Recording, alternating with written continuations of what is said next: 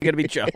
Have you seen me? It might be me. You're a fake fat. I'm not. Look at you. You're getting slimmer, Because I'm too, wearing I can all tell. black today. Yeah, That's very why slimming. I purposely wore this shirt to look skinny today. Well, let's start. Rory repeats at Augusta. We'll get into the Masters or the Blazers coming up at 7. We'll start with the Masters and Rory McIlroy repeating. Dirt and Sprague. Let's get it going. 105.1, The Fan. The Fan's YouTube channel is taking off. There's nothing you can do but throw your hands up and go, dude, that's impressive. Dirt and Sprague, The Firm, Happy Hour, and Prime Time. Streaming live every weekday. Damn, do they nail it. Head to youtube.com/@1051 The Fan to subscribe for shows, shorts, and clips from Portland's sports leader. I'm a sucker for how easy it is. Join the thousands of fine people, dirtbags, and saints partying with The Fan on YouTube. Now, here's a quick look at Portland traffic. Looking good coming over the Interstate Bridge out of Vancouver. I-5 southbound getting into Portland. No delays. Glen Jackson Bridge also looking like a fine drive on 205 southbound. I'm Abby Curlette with traffic.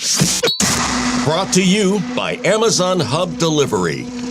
Hey, business owners, it's Tiki Barber. Are you looking to earn extra money? Of course you are. When your business partners with Amazon Hub Delivery, you simply drop off packages to Amazon customers in your neighborhood. Get started at Amazon.com/Hub Delivery. This is Rick Jones of Goldberg Jones. As a family law attorney, I know firsthand the challenges and obstacles that men face in divorce and custody matters. Our firm is committed to protecting husbands and fathers. Time is critical in family law cases. Call 1-800-DIVORCE and take control of your situation. Finding great candidates to hire can be like, well, trying to find a needle in a haystack. Sure, you can post your job to some job board, but then all you can do is hope the right person comes along, which is why you should try ZipRecruiter for free at ZipRecruiter.com/radio. ZipRecruiter doesn't depend on candidates finding you. It finds them for you. Its powerful technology identifies people with the right experience and actively invites them to apply to your job. You get qualified candidates fast. So while other companies might deliver a lot of hay, ZipRecruiter finds you what you're looking for.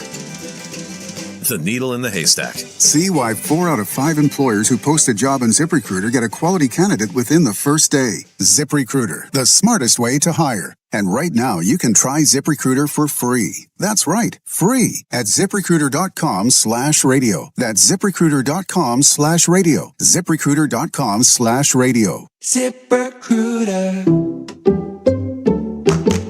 I checked Allstate first and saved hundreds on my home insurance. Really smart. Unfortunately, I didn't check to see which type of soap I put into the dishwasher. Not so good. Well, it looks like the kids are enjoying their new indoor slip and slide. Yeah, checking first is smart. So check Allstate first for a quote that could save you hundreds.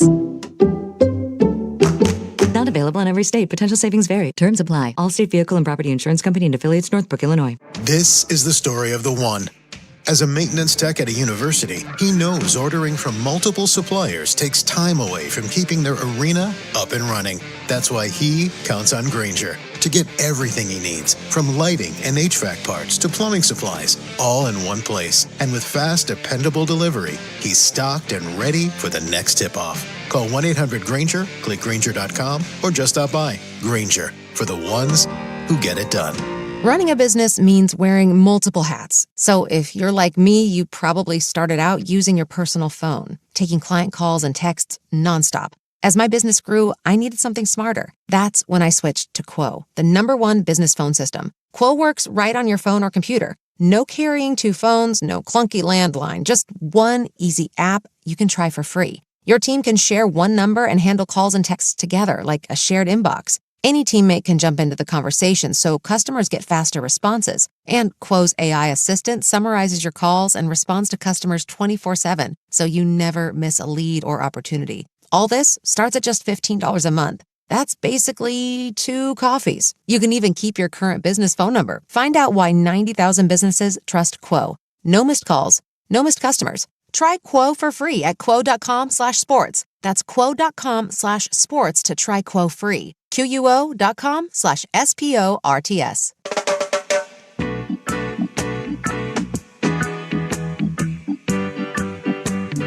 This is Dirt and Sprague on the Fan Sports Network, 105.1 FM and 1080 AM. All right, welcome back in.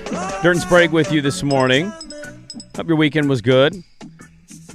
Have you noticed a thing on Twitter that, like, you look at a tweet, you literally look at it, and it just disappears off your timeline? Oh, I haven't noticed that. That's a new thing that I've observed the last 2 It's a weeks. new fun feature that you enjoy. So I saw this, and I wanted to read it just outright. So Yeah. I'll basically give you the gist of it. 1975, Jack Nicklaus lost a 5-shot lead after leading through 36. On Saturday, he shot a 73. Yeah. And then he won by 1 stroke at 12 under. Yesterday, Rory McIlroy literally did the exact same thing and became the 4th player ever to win back-to-back Masters championships. It was a remarkable Sunday in another year where the Masters delivers, because I think what drives the conversation and the narrative around the sport more so than anything is the legacy talk and the greatness talk, and when you get players who are near the top of their generation and the top of the history of the sport winning major championships, it's great for the game of golf. And golf is in a really good spot right now. In the last 5 majors, Scotty and Rory have won 4 of the 5. Rory won 1 last year, Scotty won 2, and then Rory gets the first one this year. And so you're in this era now where it feels like those two are going to go back and forth. And it just is remarkable to think about how much the dialogue and the conversation has changed in a calendar year, to where if I take you 13 months ago and ask, what are we saying about Rory and what is the conversation around him? It's a great player with the what-ifs of he hasn't won a major in 10 years, and what does that mean for him? It took him 10 years to win his 5th. It took him 1 year to win his 6th. And I think it's massive on 2 different fronts. One, the idea of being able to have the conversation again like we did 10 years ago of where does it go from here and what is his mountaintop? Like, how high can he actually climb? Because he's still in the prime of his career for another 9 or 10 years, and he's going to likely rattle off a handful more. So it's great to be able to have that conversation again. And then I think on the other side of it, you're also talking about a player who yesterday, and you maybe could have made this argument a year ago, but yesterday I think he passed a player like Phil Mickelson in the all-time rankings of golf history. He tied him with 6 majors. Phil does not have a career Grand Slam. He never won a U.S. Open, so Rory edges him there. And I think you're talking about a guy who yesterday became the greatest European player in the history of golf, which is remarkable to think about because there's been some great players, not as impactful as Seve in terms of the growth and the influence of the game. Yeah, but that's timing that neither player controls. The only other European player with 6 is Nick Faldo, and Nick Faldo, the only thing he could hang over Rory's head was I won back-to-back Masters. Well, now Not Rory's anymore. done that, and Rory's got the career Grand Slam, and Faldo never did. And so when golfers are very similar to NBA stars and NFL quarterbacks, that legacy and championships and majors are what matter and what we care about most. You can win as many PGA Tour events or regular season games or MVPs as you want. What do we count when we talk about the greatest NBA players or the greatest quarterbacks? We count Super Bowl rings and NBA championships, and golfers are no different. And so when you get a Rory winning back-to-back, it was an incredible weekend. He had to hold on for dear life. It was a thrilling Saturday and Sunday. You can't ask for anything more than that out of a Masters tournament. Yeah, so he's the 4th player ever to win back-to-back Masters. Yep. I would also add to this, since 1986. I was born in the year 1986. Yes, I'm going to be 40 this year. That was a long time ago. It's the 40th anniversary of Jack's win in 1986. He is tied for the 2nd most major championships of all golfers. Yeah. It's pretty good. It's a pretty good career right there. I hadn't really considered your take on passing Phil, which I think when you take in the Grand Slam equation is 100% right. Yeah, they're both at 6 major championships now. The only guys post-World War II, I am one of those in golf that uses a little bit of a line of Bobby Jones, Ben Hogan, those guys. Harry Vardon in 1896 and 1914. That's great that you won 6 Open championships, but the only guys since World War II who have more major titles. I've never heard that name in my entire life until you just said it right they there. Have a trophy named after him in golf. They do. Trophy. Yeah, right. The only guys with more since World War II are Arnold Palmer, Sam Snead, Tom Watson, Gary Player, Ben Hogan, Tiger Woods, and Jack Nicklaus. Yeah.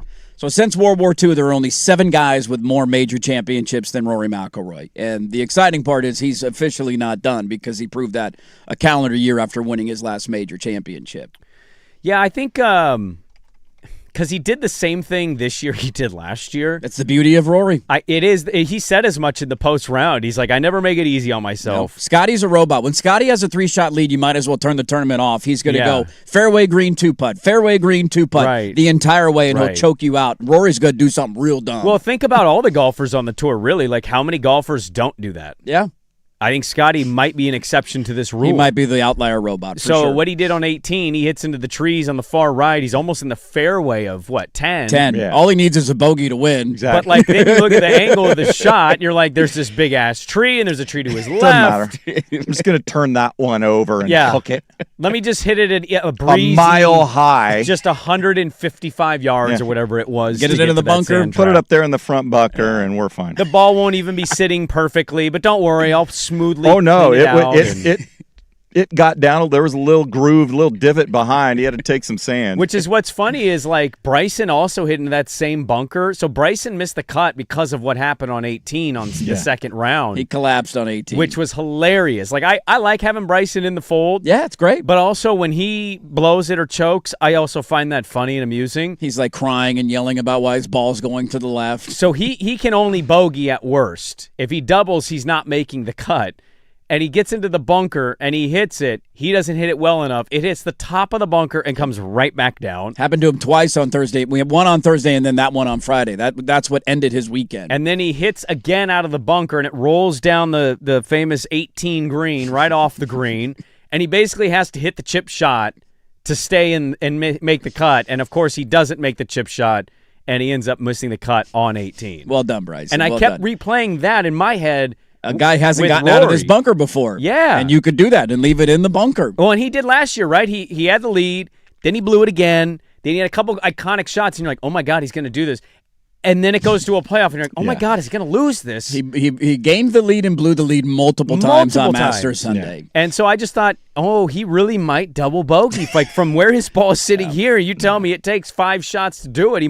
That might be what happens. I wouldn't have been mad about it because it would have given us a McIlroy-Scheffler playoff, which would have been incredible. Would have been unbelievable. You would have taken Scotty, I think, in that instance. At that point, you would have had to, but so well. Yeah, Rory did the same thing last year and then birdied the playoff hole and won the tournament. Yeah, the only question would have been how long Scotty had been sitting around because he was a few groups ahead of everybody else. I assume he went to the range as soon as he was done. No, I know, but you've been farting around having a snack and you can be cold in that moment. I think they said he was watching in the scorer's table or in the scorer's booth or whatever where they signed their scorecards. Did you think when he nutted it on 12? Love the phrasing. I don't think you can use that on the. I don't know why you can't. It's time to nut up or shut up. Yeah. That's what he did, and he nutted up. Explain what that term means, or you know what it means? You just hit it pure. Take your hand and put it down your pants, son. Usually the end result of hitting it pure. You're right. That was such a great shot.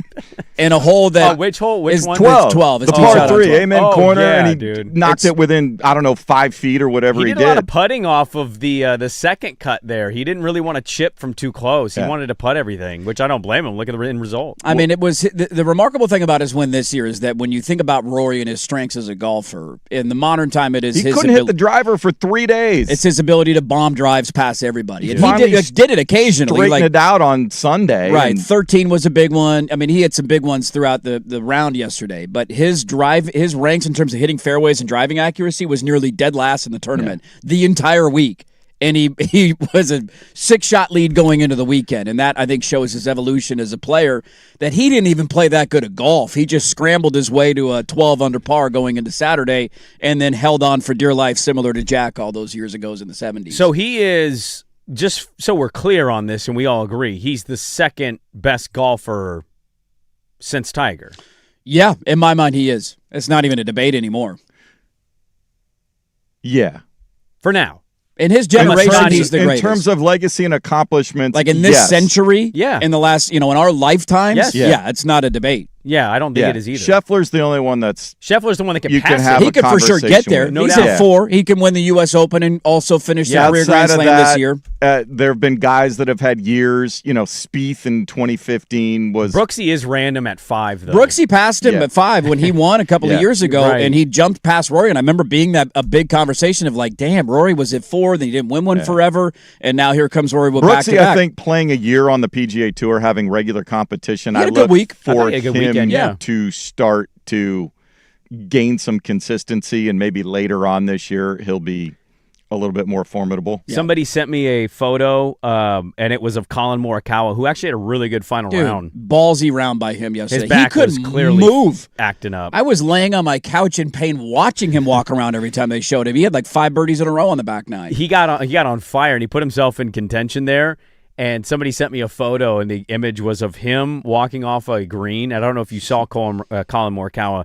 And it's like, oh, I'm going to wear the shirt that I definitely don't think I'll be photographed in. Because that's one of the ugliest shirts I've ever seen in my life. That was pretty hideous. I don't know what Adidas was doing with that thing. I'm pro Adidas golf, and that was not a good look. Terrible. We're trying to sell this thing, and I ain't buying it. Buying that one. I'm not buying that one. So Rory McIlroy repeats. We'll hear from Rory, and we got some more to discuss from the fallout of the Masters. We're getting the Blazers coming up at the top of the hour. Dirt and Sprague. We're back with more on 105.1 The Fan.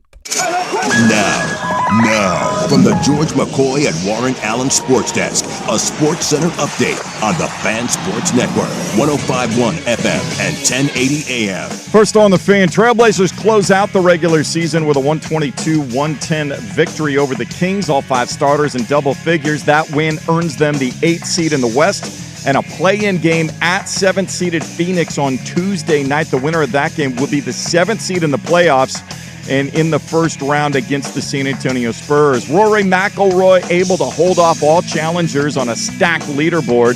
In the 90th playing of the Masters, he becomes the 4th player ever to win back-to-back green jackets, joining Jack Nicklaus, Nick Faldo, and Tiger Woods. McIlroy finished at 12 under par, 1 shot better than Scottie Scheffler.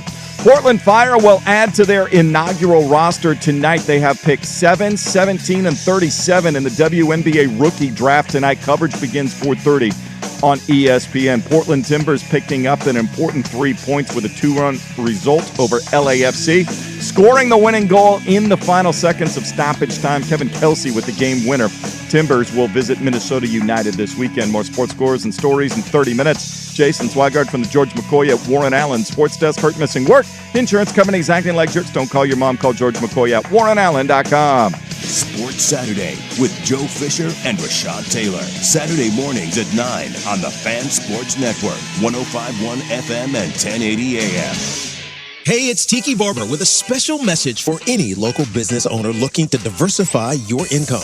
Amazon Hub Delivery is making it easy to earn extra money. When you partner with Amazon Hub Delivery, you and your staff will deliver packages to customers in your area. With each package delivered, you'll gain extra income and exposure for your business. There's no upfront cost, no delivery experience, and no long-term contracts required. Get started today at Amazon.com/Hub Delivery. That's Amazon.com/HUB Delivery. Is your financial advisor managing your risk or just a spreadsheet? Hi, I'm Jeff Jr., founder of Trajan Wealth. Many financial advisors rely on target date funds, which are one-size-fits-all portfolios that don't know your name, your family, or your goals. And that passive management can leave you dangerously exposed. At Trajan, we look at the whole picture, not just the stocks everyone else buys, but the private market opportunities most advisors ignore. And as fiduciaries, we build a strategy around you, coordinating your investments, tax strategy, and estate into one cohesive plan. Your financial life deserves more than just a generic portfolio. Real planning isn't a stack of statements. It's the confidence of knowing where your income will come from for the next 30 years. Good enough isn't good enough for your family. It's time for a change. Schedule your complimentary consultation today. Call Trajan today at 503-210-5800. That's 503-210-5800. Advisory services through Trajan Wealth, LLC, an SEC registered investment advisor. Private equity investments require accreditation. Other services through Trajan Estate and Trajan Tax. Additional disclosures at TrajanWealth.com. I'm Piera Palazzolo, VP of Digital Marketing for the American Management Association, a company focused on the management training skills needed to enhance the careers of business professionals. We did our research when it came to the best companies for website development and chose AmericanEagle.com. And we couldn't be happier. AmericanEagle.com worked closely with us to understand the front and back end requirements needed to launch an e-commerce website that could handle the complexities of running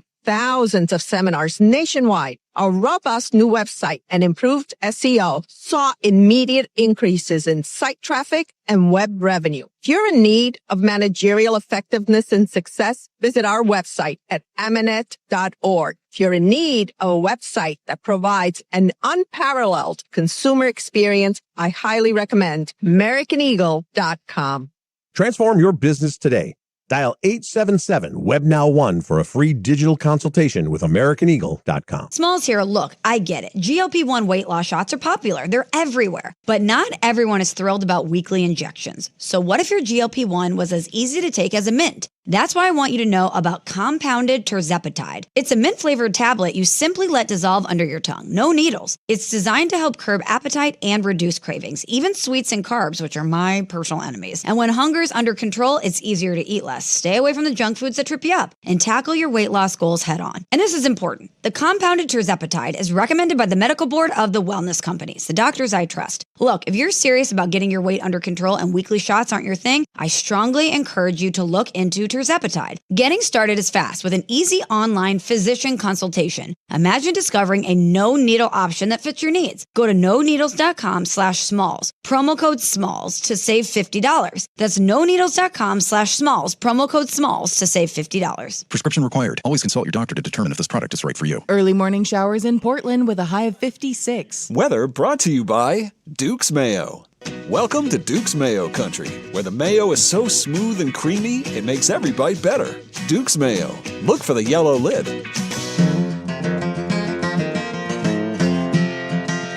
In constant sorrow all through his day. This is Dirt and Sprague on the Fan Sports Network, 105.1 FM and 1080 AM.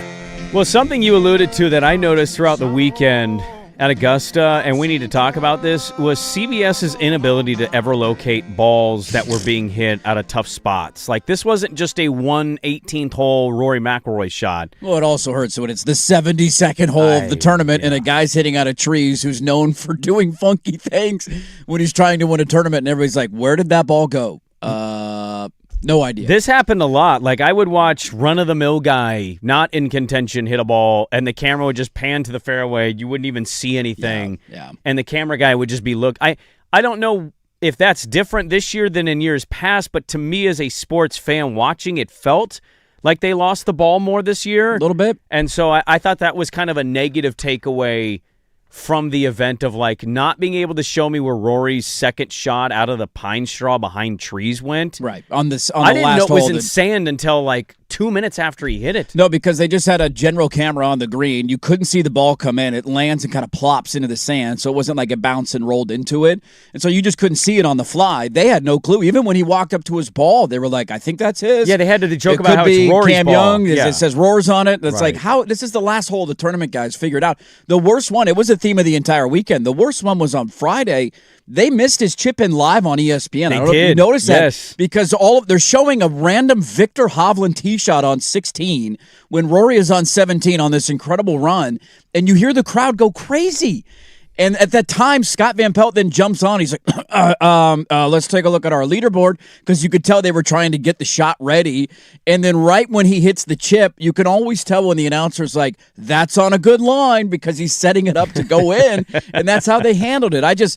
There were a handful of those mistakes throughout the weekend. ESPN, I thought, had a pretty rough broadcast. CBS was decent for the most part. And then I'm with you. There were a few moments here or there where they lost guys, or just kind of the camera didn't cut off soon enough.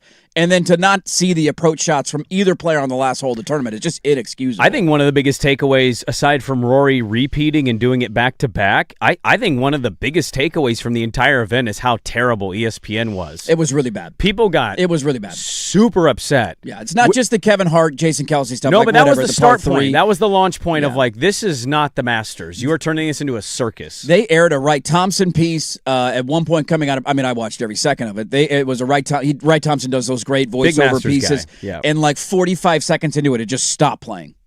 And then 2 commercial breaks later, they went back and replayed the same thing, and that time had the full book of it. It just the way they handled it was clunky. Yeah. They missed a lot of shots. They didn't show a lot of moments. There were a few times on Thursday or Friday when I'm sitting there saying, like, Brooks Koepka's 2 under par. He's on the 13th hole. I don't feel like I've seen a Brooks Koepka shot at all. And then they'd show him, and you're like, wait, he's already on 13? Right. And if you're not watching on the Masters app and following every player, you're just missing huge chunks of the tournament. It doesn't make a lot of sense. The funny thing is, like, I understand that when you get to the very end of the round, the guys are kind of sorted themselves out, and we know who's in contention to truly win the event. Sure. The funny thing was, every time I saw Justin Rose, I just saw Jason Day standing, and I'm like, they didn't show a single shot Jason of Day Jason must Day. have sucked. Actually, he didn't. No. He had a nice Masters for himself. They didn't show anything Jason Day did. Yeah, he had a rough final day, but still, he's in the second to last or third, whatever group he was in, third to last. I can't remember exactly which one. He was with Rose at the end of the tournament. They didn't show a shot of his all day. The other highlight of the day yesterday, and I don't know if you guys noticed it, I went back and watched. So the Masters app, you can open it up and watch literally any shot, which is a great feature. They replayed the entire round on CBS Sports Network. Which is delightful. Yeah. When they had Scotty Scheffler, I think, wanted to murder Haotong Li on the 13th hole. I don't know if you caught his travails on that hole. Is that the one he got a 10 on? So he got a 10, and they were like, Scotty's been waiting for a long time. They didn't show any of it on the broadcast. And I'm I didn't see any of it. I need to go watch this. I'm not kidding. Go spend the 90 seconds watching his 13th hole from yesterday. He hooks one up into the bushes above the green in a place that I've never seen anybody hit from. And all you could see is his head behind a big-ass bush. And he hits, and there's nothing that comes out, and the crowd, groans. He hits again. The ball comes out onto the green. You're like, the crowd kind of reacts. He gets up to his ball on the backside of the green and then putts it into the creek and has to go back around and chip back up onto the green. Over the water. Back over the little creek in front. It was one of the funniest things I've ever seen. And you could tell Scotty, who ended up missing a birdie putt on the hole, was just standing there like, I'm gonna wring your neck, dude. Yeah. I am miserable right now. Well, Lee shot an 80, so his name popped up on Saturday. I'm like, who is Lee? Haotong Li. Haotong Li. He was in the final group with Scotty last year at the Open Championship. Random, I know, but I believe you. He was there. But I started watching him because his name popped up, dude. Big hothead. That Haotong Li gets super pissed, dude. Very spicy with a bad shot. He thinned one so badly. Oh, on 15? Yeah. Into the water. But it didn't go straight into the water. It rolled into the water. And one of the broadcaster, I'm forgetting who it was, he was like, I've never seen anybody do that before. That would look like one of mine, man. He didn't even get the ball off the ground. The unfortunate nature, too, Dirt, is that so Rory wins it. Scotty pushes really tough. Yeah. The other part of the conversation that we have to have, ESPN, you're pretty terrible. Haotong Li, boy, you shot an 80. Enough said. All of it came on the back nine, too. Justin Rose. Yeah, that was tough. I found myself pulling for him. The par putt on 17, you're like, oh, this is turning into something. Yeah. Well, and he chunked a chip on 12. Yeah, he had the tournament by the balls, if you will. He did. He had the lead. He took the lead going into the back nine. He birdied the ninth hole, and it felt like all the momentum was on his side of man, he's actually... Yeah, he had a two-shot lead at the turn. Lead going into the turn. I didn't feel that. What you're saying, I never felt like, you never he's going to do it. At Augusta. Like, Rosie, look at Rosie here. It's just that he had put himself back in a spot to then Rory hit that little hook iron from the fairway at 8. Yes, he gave himself an eagle got putt. himself a birdie there, and you're like, okay, here he goes. Momentum came, and that was his second straight birdie. And then Rose, he lost it on 11. He hit a bad second shot on 11. It led to a bogey, and then on 12 he went long and he chunked a chip, and you could just tell the wheels kind of came off. And you feel horrible for him because unlike Rory in previous times when he couldn't get it done, and we would ask the question, would he ever? He's still young. How old is Rory? 35, 36? I think he's 37 or 38 Okay, 37, now. So maybe he's a little bit older than I'm giving him credit for. Rosie's in the back end of that now. And so we've seen guys, Tiger won when he was 43. Jack won famously when he was 45. So guys have done it. It just... You never know when you're in your mid to upper 40s. You never know how many cracks at it you're legitimately going to get. Yeah. And so that you felt terrible for him yesterday because I think a lot of people were pulling for him to get it done. Well, he had that par 5 and he reached it. It was like 215 away. 3-putted, 13. He blew it right past, and then he missed the birdie putt. It all unraveled. 11, 12, 13, and then he lost his marbles a little bit. He had a bad tee shot, got a great break on 17. It kicked out of the trees into the fairway. Dude, he was livid, and then he didn't take advantage of it, and that was the whole. He missed the short par putt. So another year of being close. He's a great guy to take in your Masters pools because he always is relevant there. I think, was it the 5th or 6th, top 3 or top 5? He is always near the top of the leaderboard. Mm-hmm. He just is one of those guys to this point has not been able to get it done. It was a really fun thing that I looked at the leaderboard and I said, all of these guys could win and I'd be cool with it. Except Russell Henley. Russell Henley was the only one. Cam Young, to me, doesn't do much. I know he's a young up-and-comer, and he's been great, obviously. Just won the Players, coming off a Ryder Cup. I'm with you. He's not a huge name yet. He's got angry, I yell at you energy, from a dad perspective. He looks like a mute. You just never hear him talk. He doesn't say anything. Even they interviewed him after his round on Saturday, and he's not the worst, but it just, He looks like he judges you if you don't go to church. Oh, really? Sunday morning? Yeah. You're out washing your car, huh? He looks like by the 4th beer, he tells you how much harder his life was. He just has that look. I don't know. I don't know how to explain it. I think it's the beard. It's definitely the beard. When you have the beard. When they showed him as a child at the Masters in 07, I was like, look at that cute little kid. Who's that cute little kid? And I know everybody in America has a beard, and you're never going to shave your beard now if you have a beard for whatever reason. But he is somebody that, like, with that beard, man, and that it's hair. It's a good-looking beard, though. I'll give him that. It's great hair, and too. The great head of hair. But his super face jealous. with it? Yeah. He just looks like he takes dodgeball way too seriously. He absolutely does. There's no facial emotions that he ever shows other than like a permanent frown. He always looks mad. He always looks upset. He hit a putt, and it was, pretty distanced putt. Yeah. And the percentage probably was like 10. And he put it within 2 inches, and he just stares at his caddy, and he's like, starts pointing like, right there. Why didn't it break? Why didn't it move? Dude, you're just get out with a par. You were too far away. The only reason I was slightly anti him yesterday was he kept talking about break some trees. He had 2 on Thursday where it just kicked off of a tree. One should have been out of bounds on 13, right to the middle of the fairway. He had another one early in the round on 3 where he did the same thing, and you're like, dude, how many times is this guy going to get away with this?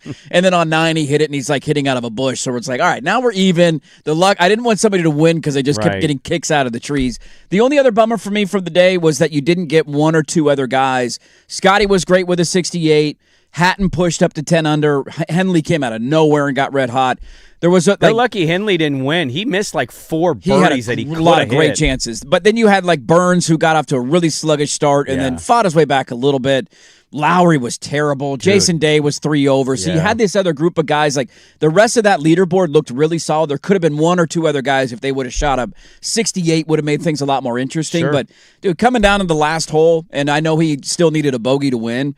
That's all you can ask. With big names atop the leaderboard, like that's a dream master scenario. We've got the NBA playoffs all set, squared away. We got the play-in matchups. Our beloved Blazers are in the play-in. They secured the 8th seed yesterday with their win over the Kings.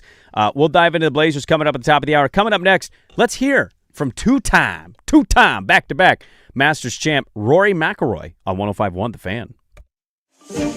The Firm of Harris and Meringue, now weekdays 10 to 1. I don't want to go into a place that allows smoking. Then don't. I know that might come as a shock to some people. He clearly never grew up at a Denny's. Nick Saban, his closing deal was walk in the office, have the rings on the table. Yep. Do you want this or not? The Firm of Harris and Meringue, weekdays from 10 to 1 on the Fan Sports Network. Can't sleep? You've tried? You've talked, but nothing's changed.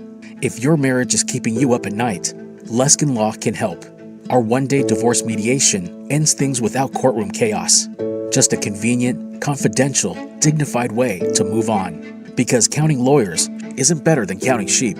Learn more at LuskinLaw.com. Luskin Law's one-day divorce mediation. Peace treaties, not war plans.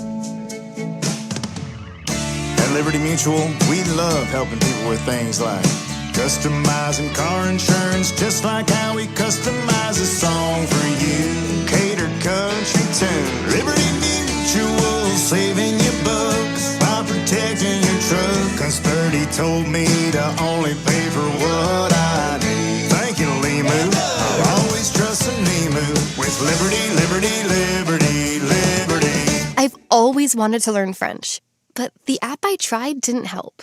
If you want to memorize words in another language, there's an app for that. But if you want to really learn another language, there's Babbel. Babbel was designed by over 200 language learning experts to be the most effective way to learn another language. With other language learning apps, I was just playing games. I wasn't really learning. Babbel's different. Every time I open the app, I can choose to work on my writing, speaking, or listening. And it saves my mistakes for me to review, so I'm constantly improving. Babbel feels like it was created intentionally by people who really know what you need to learn another language. Before Babbel, I thought I just wasn't good with languages. But now I'm speaking French. Tout ça, c'est grâce à Babbel. Want to really learn another language? Save up to 50% on your Babbel subscription when you sign up at Babbel.com. That's Babbel.com to save up to 50%. Babbel.com.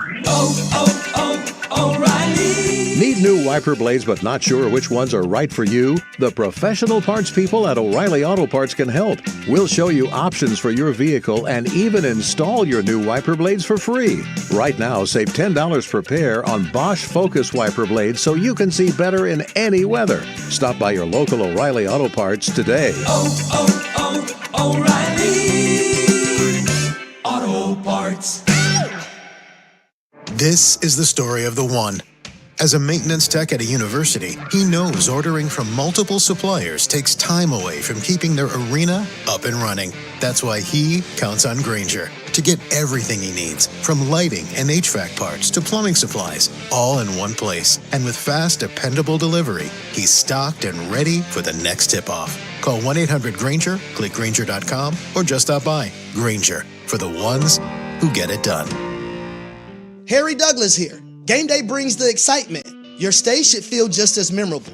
With Marriott Bonvoy, official hotel partner of the NCAA and U.S. Soccer, you're connected to a portfolio of brands designed for how you travel. Some offer complimentary breakfast, others give you room to spread out, space to stay productive, or extended stay comforts. So whether you're a traveling fan or part of the team, Marriott Bonvoy celebrates the moments that live on before and after the game. Marriott Bonvoy, where game day checks in. Harry Douglas here to tell you about Confetti Craze 5-Hour Energy. It tastes just like the best birthday cake ever.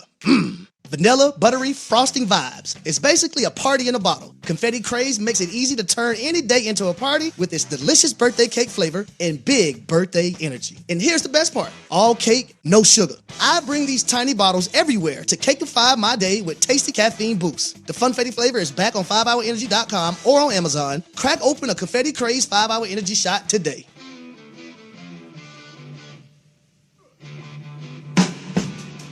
This is Dirt and Sprague on the Fan Sports Network, 105.1 FM and 1080 AM. Well, Blazers are already talking trash to Spurs fans. So we got that going in our lives. Got the play-in tomorrow, but the Blazers secure the 8th seed yesterday, so we'll dive into that. We also have all the playoff matchups. Yes, we do. So we'll dive into some of what's going on in the association coming up here at the top of the hour. So Rory McIlroy wins his back-to-back, his second major championship. And here is what he thought in the post round on winning back-to-back Masters. I thought it was so difficult to win last year because of trying to win the Masters and the Grand Slam. And then this year I realized it's just really difficult to win the Masters. I tried to convince myself it was both. But yeah, just incredible. You know, I obviously did the bulk of my work on Thursday and Friday. And, you know, I don't think I would have believed anyone if they said to me, you know, all you have to do is shoot even par for the weekend and you'll win. You know, it's not that going into the tournament, Dirt, that you say, oh, Sprague, Rory is a favorite. How do you feel about it? Well, I wouldn't have said impossible. I also don't think I didn't bet him. Yeah.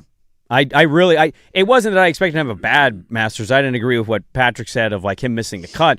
I mean, it's been 24 years since we've seen somebody win back-to-back. Doesn't happen very often. Dude, in my lifetime, there's been 2 golfers, right? Because Jack did it. Faldo was 89, Faldo 90, and Tiger was And I was too 102. young for Faldo. Right. That's something you learn about. And then Tiger was like right in my sweet spot. So like I've largely watched one guy do it. And so it's not that I'm like stunned he did it. It's more just like, man, he really did put it together, and he put it together so well at the beginning of the first 2 rounds. Yep, that's where it was won. That Saturday let a lot of guys back, and then even Sunday, he got down early to Cam Young. Cam Young had a 2-stroke lead, and you're like, oh, dude, is Cam Young ready to do this? And here we go. It was like the 3rd hole, I think he double bogeyed. He 3-putted from 5 feet for a double bogey, and you're like, or 4th hole, I think it was, the downhill par 3, and it just, oh my God, it's happening again. And then he was able to rebound from there. Eerily similar to last year, where if you look back last year, it was all the back 9 on Friday and the front 9 on Saturday. He was like 10 under in that 18-hole stretch. Mm-hmm. The rest of the 54 holes, he was like 1 under par. And it was the same this year, where it all came mainly, a hot Thursday, and then that great back 9 Saturday where he shot, I want to say 30 or 31 on the back 9 on Friday. That's where the majority of his scoring came from. And then it was just hold on for dear life the rest of the weekend. Yeah, here he is as well on the biggest lessons he's learned from Augusta over the years. Just keep going. I find myself in a very similar position today to where I was in the last round last year, 2 or 3 behind. But I played solid golf after that. I was 4 under for a 11-hole stretch there, which is what I needed to do to give myself that cushion going up the last. And I just tried really hard to focus on myself. I thought if I could get to 14 under, I thought that everyone else would struggle to get to that score. So that was the number I had in my head. I got to 13 on the last, and had that 2-shot cushion. So didn't quite get there, but just keep going. Just keep keep your head down and keep going. And if you put the hours in and you work on the right things, eventually it'll come good for you. And so he gets his second straight Masters with all the other majors still to come for the year. So we'll see what Rory McIlroy is going to do. But he wins his 6th major championship since 1986. That's the second most. He's tied for the second most, as Tiger obviously leads the crowd in that one with 15. But he's tied with Phil. And to your point earlier, past Phil, you may argue he passed Phil last year with the Grand Slam part of that. Yeah, one major shy of him, but the Grand Slam component Phil never got. He tied it. If you wanted to care about total titles, he tied his number at 6, and now he has the Grand Slam. So back-to-back, one of 4 golfers to do it. And Rory etches his name even more in the history books. Well, the interesting part about him, too, is that would have been, and he acknowledged it after the round, that's if he doesn't finish that off yesterday, based on the way he played Thursday and Friday, that is such a heartbreaking loss. Because he had a 6-shot lead going into the weekend. And he's a guy, and you could say this a lot about elite players because they're near the top of the leaderboard a lot. There's heartbreaking losses there. He's 2 3-foot putts at Pinehurst 2 years ago away from winning a U.S. Open. Think back to the Open Championship at St. Andrews where he's in the final group and he can't make a putt, and Cam Smith gets hot and chases him down and ends up winning the tournament. So he's a guy who certainly knows his share of heartbreaks over the years. That would have been another one. I think the difference this year from last year was such a big deal to get the monkey off of his back that he acknowledged in the aftermath of winning yesterday that he kind of lost his driving force. He lost his motivation. That was his motivation forever. He won it, and then he was like, all right, what now? And the rest of his season wasn't very good. And I don't think that's going to be the case this year. He seems like a guy who was reset and now is chasing after a number that maybe 10 years ago he thought he could get. And so I don't think you're going to see the same lull post-Masters win that you saw last year this year. The Blazers are in the play-in. We got the matchup. We got the time. Are we already looking ahead into a playoff matchup? Loaded second hour. We'll start there. Dirt and Sprague, 105.1, The Fan. We all hear the radio ads about the IRS. They tell you to be afraid, to be scared, and they try to frighten you into calling. I'm not here to do that. Tax Relief Advocates is different. TRA is here to tell you that if you owe money to the IRS, whether it's $5,000, $50,000, or $500,000, we have a solution. It doesn't matter if you're sitting in your car, at work, or with your kids. No matter where you are, call now. 800-497-8091.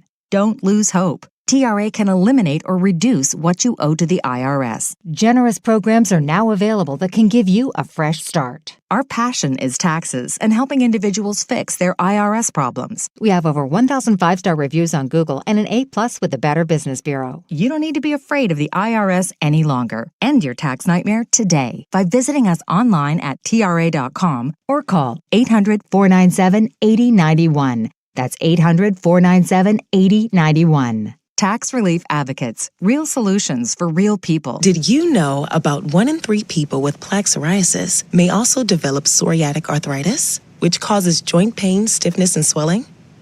Does this sound like you? Listen to what it sounds like to be a million miles away. Tremfya guselkumab, taken by injection, is a prescription medicine for adults with moderate to severe plaque psoriasis who may benefit from taking injections or pills or phototherapy, and for adults with active psoriatic arthritis.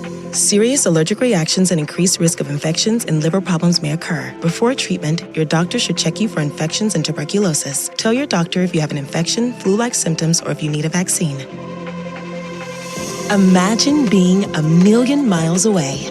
Explore what's possible. Ask your doctor about Tremfya. Visit Tremfya.com or call 1-800-526-7736. My name is Christine, and I'm a widow. My husband, Ryan, was a healthy 34-year-old, and 3 months later, he was gone. Thankfully, he had life insurance. Ethos made it so easy. You can get a quote in seconds, apply in minutes, and get same-day coverage. 100% online, no medical exam. Life insurance didn't take away the loss, but it did give us the space to just grieve. Get your free quote at ethos.com/game. Ethos.com/game. Paid spokesperson. Time spent on application may vary. Online health questions required. Less than 4 in 10 kids aged 6 through 12 are playing sports regularly. 4 in 10 kids? Let it sink in. Just 4 in 10 kids. ESPN is building a nationwide coalition powered by Disney called Take Back Sports, with the purpose of training more coaches, expanding access, and creating community-driven sports programming that puts kids and fun first. We're working on that story. We hope you'll join us. Visit takebacksports.org to learn more. Your home for primetime with Isaac and Suk. KRSK Portland, KRSK FM HD1, Malala, Oregon, and Odyssey Sports Station. Now, from the George McCoy at Warren Allen Sports Desk, a Sports Center update on the Fan Sports Network, 105.1 FM and 1080 AM.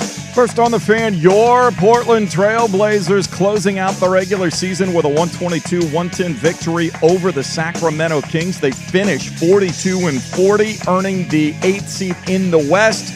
Next up, a play-in game at 7th-seeded Phoenix Tuesday night. The winner will move on, grab the 7th seed in the Western Conference playoffs against the San Antonio Spurs.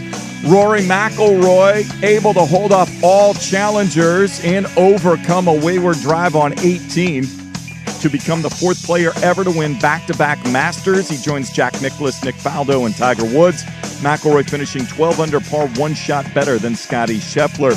Timbers pick up an important 3 points, their second victory of the season, a 2-1 result over LAFC. They get the game-winning goal in the final seconds of stoppage time from Kevin Kelsey.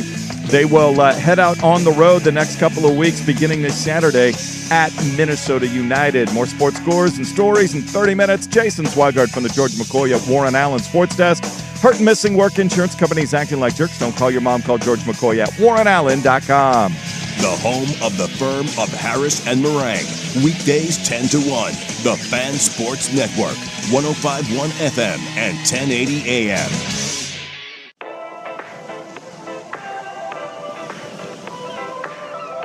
Dirt and Sprague. I really do believe they're either going to live up to the hype or they're going to have a very mediocre season. Starting your day with a big cup of dirt. No, I'm not a bro. And a little splash of Sprague. Peekaboo. Dirt and Sprague on the Fan Sports Network.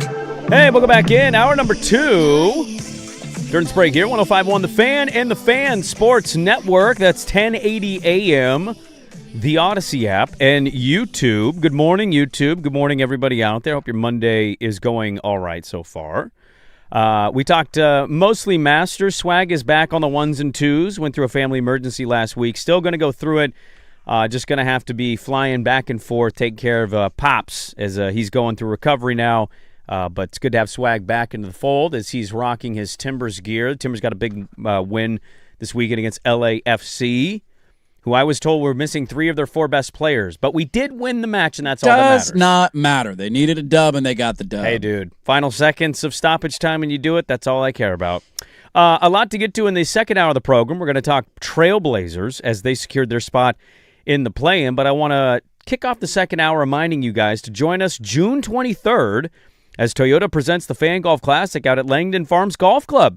Foursomes are on sale now. Choose between the morning or afternoon rounds. Get your group signed up soon because they do fill up fast. It's the most fun day in golf with activations and tastings around the course and the infamous Angels Envy Bourbon Par 3, 6th hole. We'll all be hanging out there at the Fan. Us, Danny and Patrick, Luke, Isaac, Suk, you name it. They'll all be there. Brandman will be there. Posted up, heckling and admiring your shots. And, of course, we'll feed everybody post-round meal thanks to Matt's Barbecue.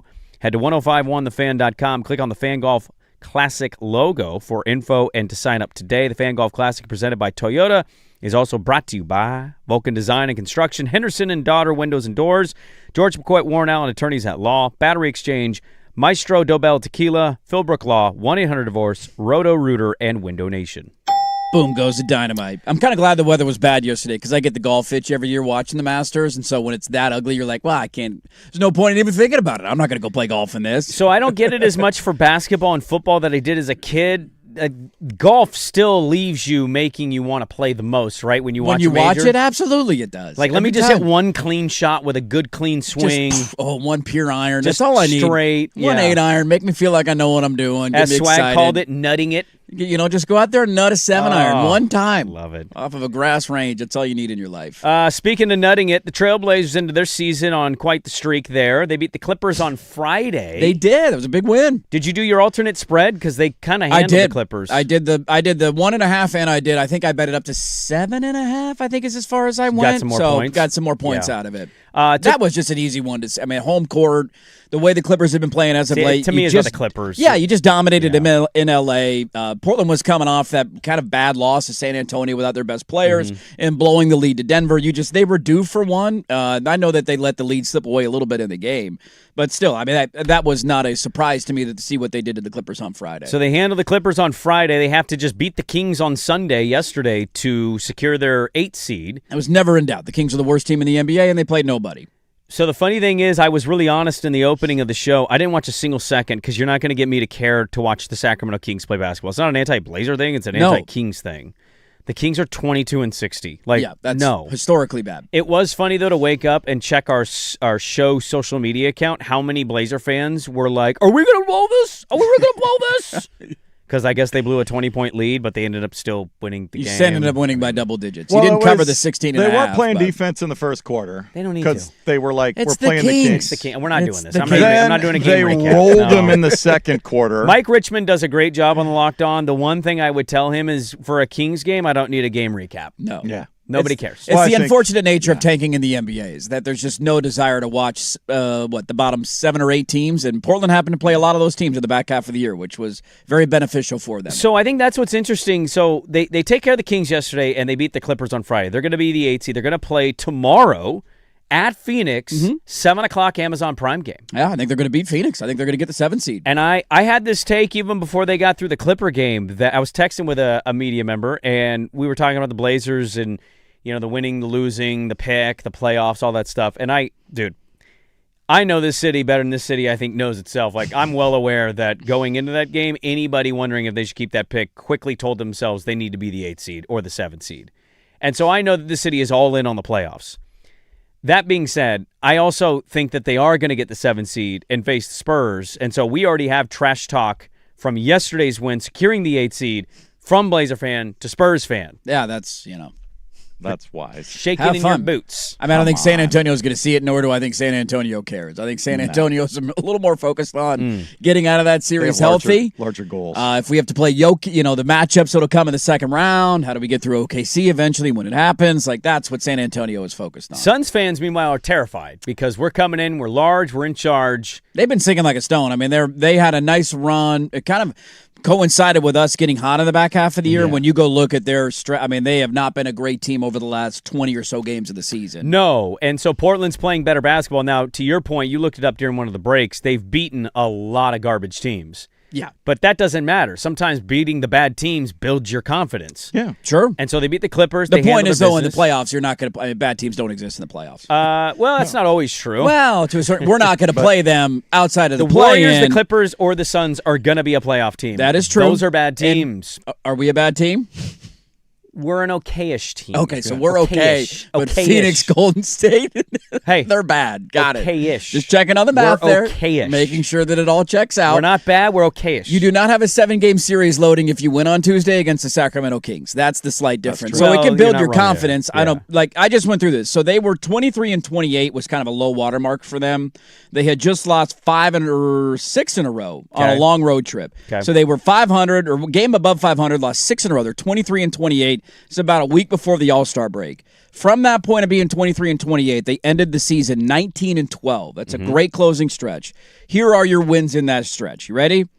Memphis, Philadelphia, Utah, Phoenix, Chicago, Memphis again, Indiana, Utah, Brooklyn, Indiana, Minnesota, Sans Anthony Edwards, Brooklyn, Milwaukee, Washington, the Clippers, New Orleans, the Clippers again, and the Kings. So only one defined playoff team in that group. Of your final 19 wins of the year, only one came against a team that was actually in the playoffs. Not that in is the Minnesota. play-in. Yeah. And Minnesota did not have Anthony Edwards in that game.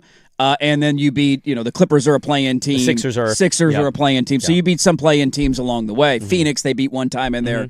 But only of your last 19 wins, only one of them came against the top 6 seed in the East or the West. Well, they're the 8th seed nonetheless, and so they get to take on Phoenix tomorrow as they're looking to take the step of making the playoffs for the first time in 4 seasons. Yeah, first time above 500 in 5 years. 5 years. I mean, 4 seasons have happened since you last made the playoffs in 2021, so they're looking to end that streak and make it, and they're feeling good about themselves internally. Chris Murray, I saw this from Gundy. Chris Murray was asked about calling his brother and asking him about playoff experience because he was on the Kings team that last made the playoffs. He was. And he said, no, we got enough guys with playoff experience in this locker room. They've also gone further. Guess the Kings lost with a 3 seed. They did. They to blew the Warriors that year. They did not win that first-round series, and their organization crumbled immediately following that light the beam moment. By the way, I also saw this from one of our listeners, Kirk, so I want to shout him out. With the 42-40 record of one Thiago Splitter, he has 36% of the total wins Chauncey had as the coach of this team for 4 years. Now, was he there for all? Did Chauncey game 1?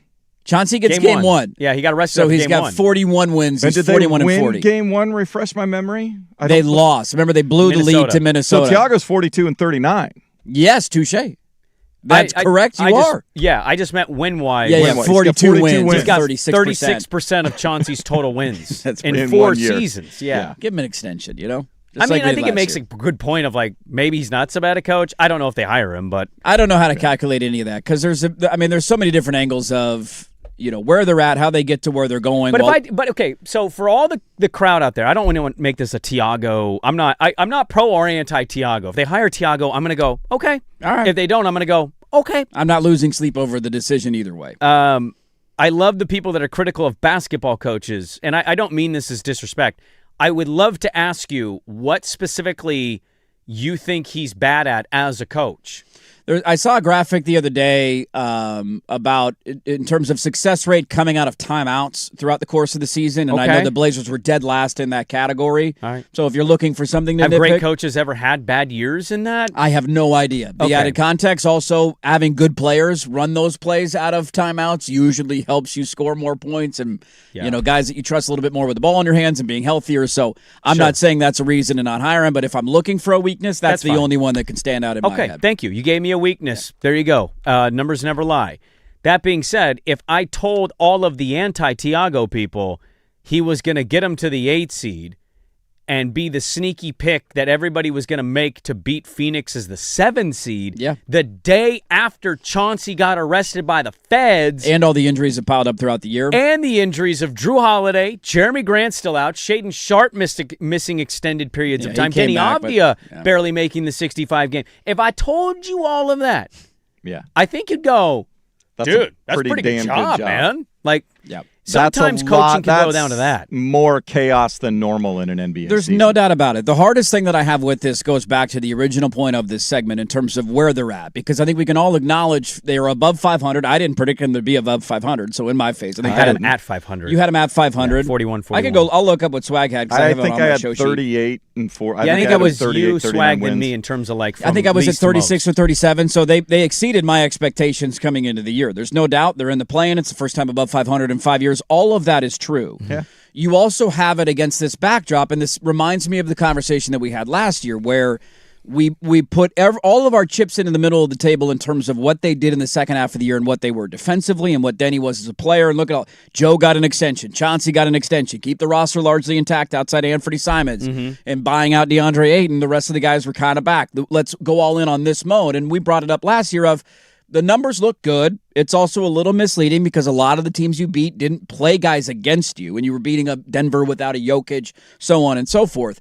I have a very similar feeling this year where we've talked about around the league, what is the biggest storyline around the league? It is tanking. It is the number of teams that have raced to the bottom. It is the most ever in NBA history. The most we have ever seen. Yeah. Of your 19 wins, 14 of them came against those teams.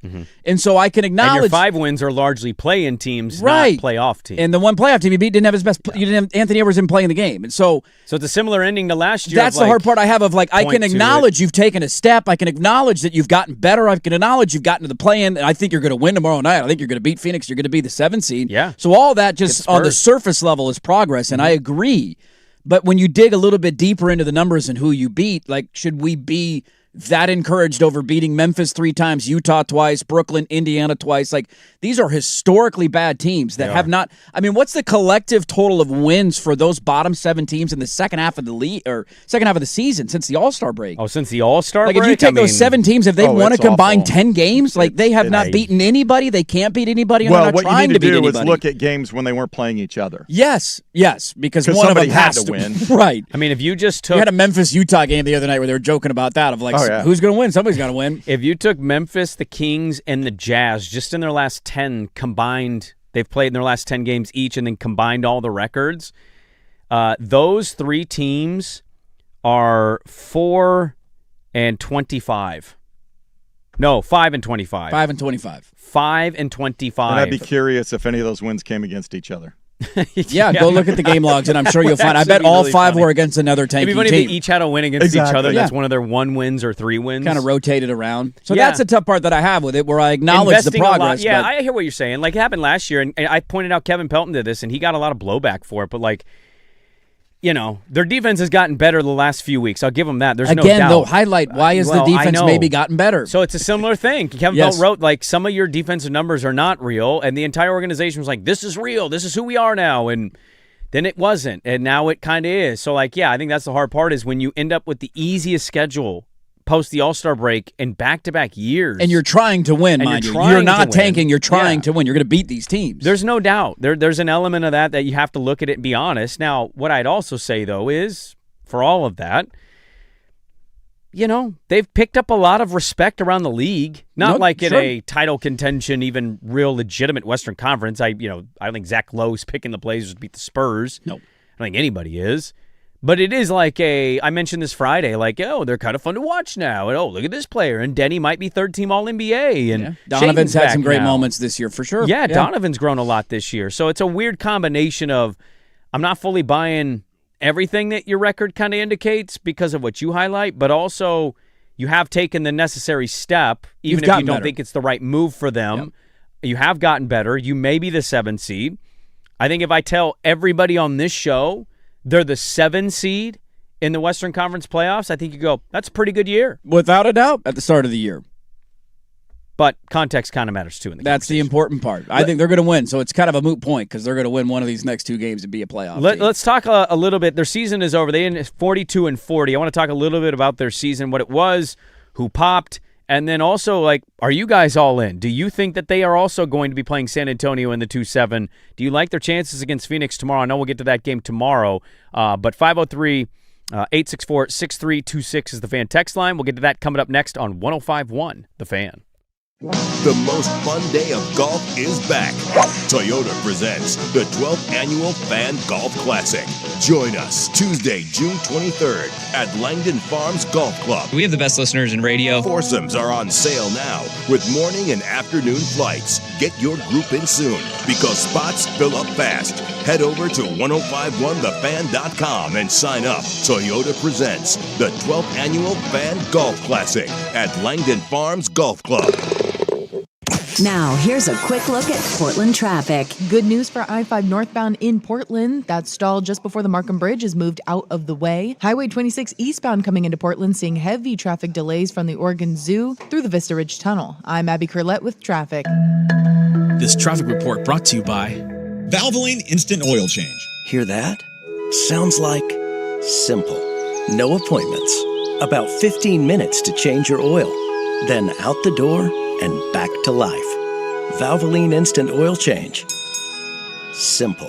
In a world in need of a hero, one man rises to the challenge in style. He is... just driving the kids to soccer practice. Make every day feel epic in the all-new Hyundai Palisade Hybrid with up to an EPA-estimated 619 miles of range on select trims, advanced tech, and class-leading interior space. Visit HyundaiUSA.com or call 562-314-4603 for more details. And hey, come on, no cleats on the seats. I checked Allstate first and saved hundreds on my home insurance. Really smart. Unfortunately, I didn't check to see which type of soap I put into the dishwasher. Not so good. Well, looks like the kids are enjoying their new indoor slip and slide. Yeah, checking first is smart. So check Allstate first for a quote that could save you hundreds. Not available in every state. Potential savings vary. Terms apply. Allstate Vehicle and Property Insurance Company and affiliates, Northbrook, Illinois. When you're hiring, have you ever felt like you're missing out on meeting truly great candidates for your roles? It seems impossible to find them, but they have to be out there somewhere, right? Well, they're not hard to find when you know where to go, and that place is ZipRecruiter. And right now, you can try ZipRecruiter for free at ZipRecruiter.com/radio. ZipRecruiter helps 10 million people with their job search every day. And because these people are actively looking for jobs just like yours, it's easy to find the right person right away. In fact, 4 out of 5 employers who post on ZipRecruiter get a quality candidate within the first day. But if you're not using ZipRecruiter, you're missing out. So see what it's like when the impossible is easy. When you go to ZipRecruiter.com/radio right now to try ZipRecruiter for free. Once again, that's ZipRecruiter.com/radio. ZipRecruiter.com/radio. Never miss out on great candidates with ZipRecruiter. Hey, Mom, now that I have an after-school job, I think I want to buy a drum kit. Okay, Rockstar. Let's look at your account. When kids start making money, Chase has easy-to-use tools and expert bankers to help them learn how to manage it. And next month, I'll buy the bass drum and the cymbals. Oh, and maybe some noise-canceling headphones for you. Aw, you've thought of everything. Help kids save, budget, and build financial independence, all with Chase. That's good for kids and good for parents. Visit your local Chase branch and get started. Account subject to approval. JP Morgan Chase Bank, N.A. member FDIC. This is the story of the one. As a procurement manager for a hospital system, she keeps every facility in her network stocked and ready. That's why she counts on Grainger to be her single source for thousands of products, from disinfectants to lighting, air filters, and more. And with fast, dependable delivery, Grainger helps her keep every facility stocked, safe, and running smoothly. Call 1-800-GRAINGER, click Grainger.com, or just stop by. Grainger, for the ones who get it done. I'll be your dream, I'll be your wish, I'll be your fantasy. I'll be your rope, I'll be your love, be everything that you need. This is Dirt and Sprague on the Fan Sports Network, 105.1 FM and 1080 AM. For the last time in the regular season, there's the Blazer winning song as they beat the Kings yesterday. They beat the Clippers on Friday. They secured the 8th seed. Let's go to some of the good here of the regular season for our beloved Portland Trailblazers. A lot of good in there. A lot of good in there. Denny Avdia. Great year. I wonder if he's going to make third team. It's been... I don't know enough about the rest. I mean, you got a couple of guys who won't be able to make it because of a game plays limit. Would be shoo-ins that aren't eligible due to the minimum games. The people I usually listen to, and I listen to a decent amount of NBA, people like...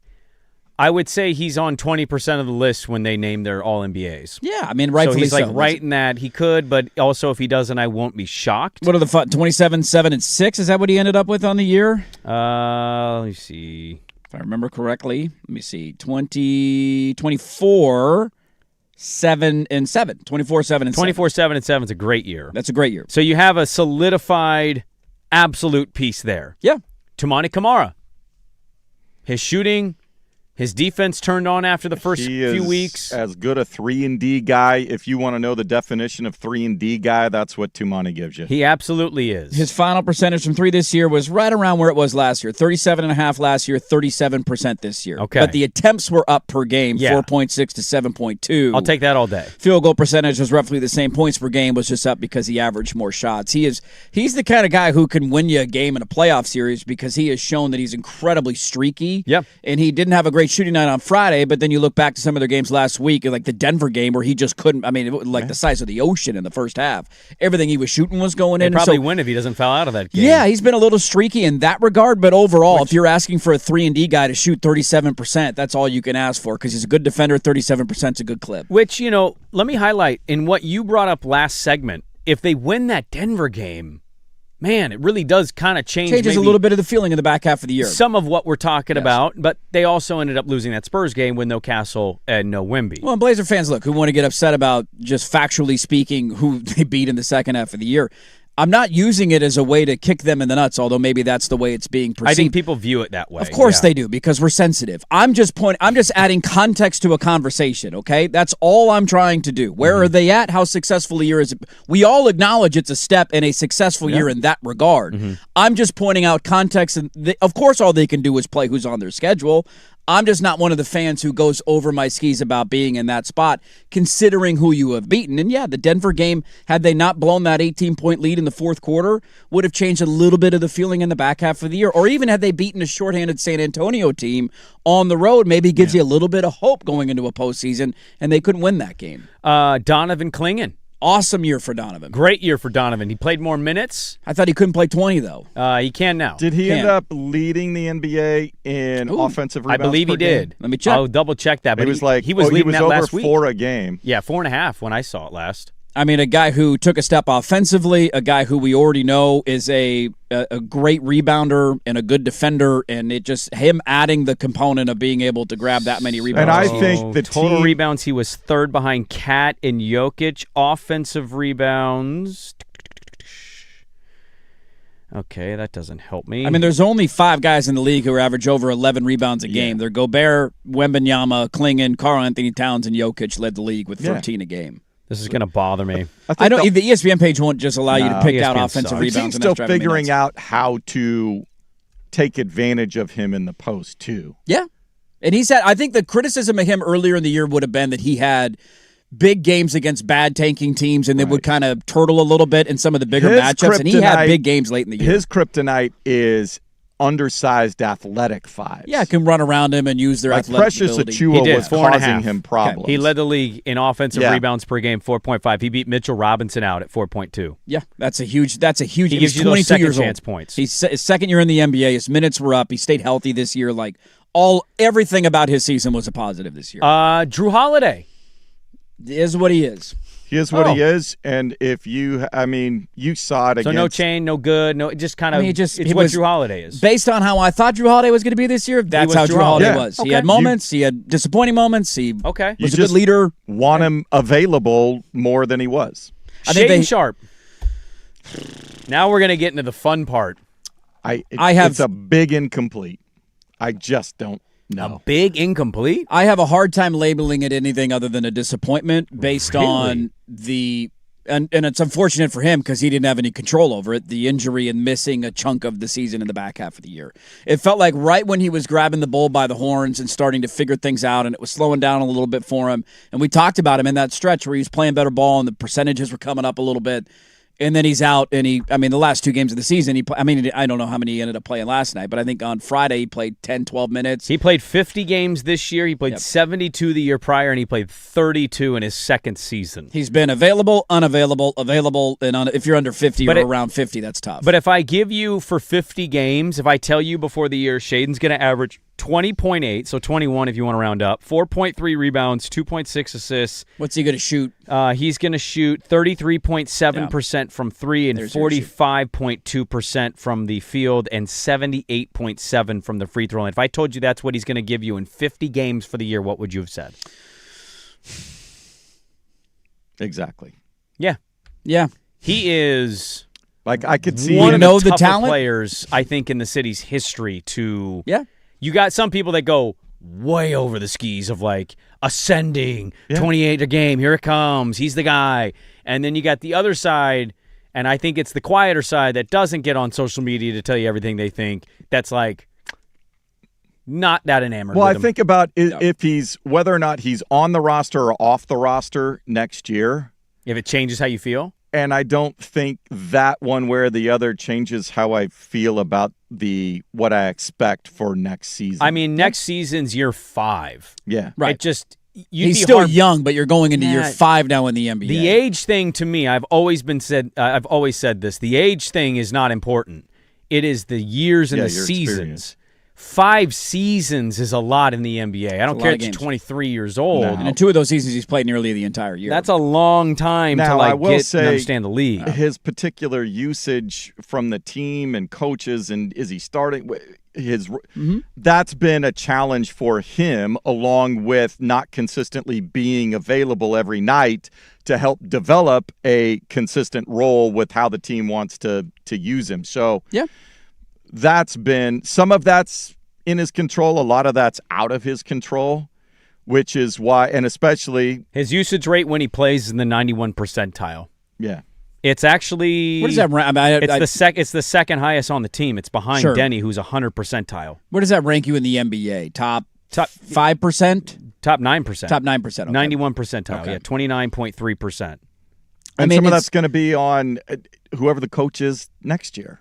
If it's Tiago or somebody else. How do you want to utilize him? If he's still here, if he's not a part of a trade in the offseason. Still a big, giant mystery, and the frustration is he shouldn't be a mystery in year 5. Yeah, I mean, the unfortunate part about him is he reeks of that guy that we're always going to say you want more out of him, while also acknowledging we know what he's capable of, and he's a good player, like averaging 24 or 21 points per game.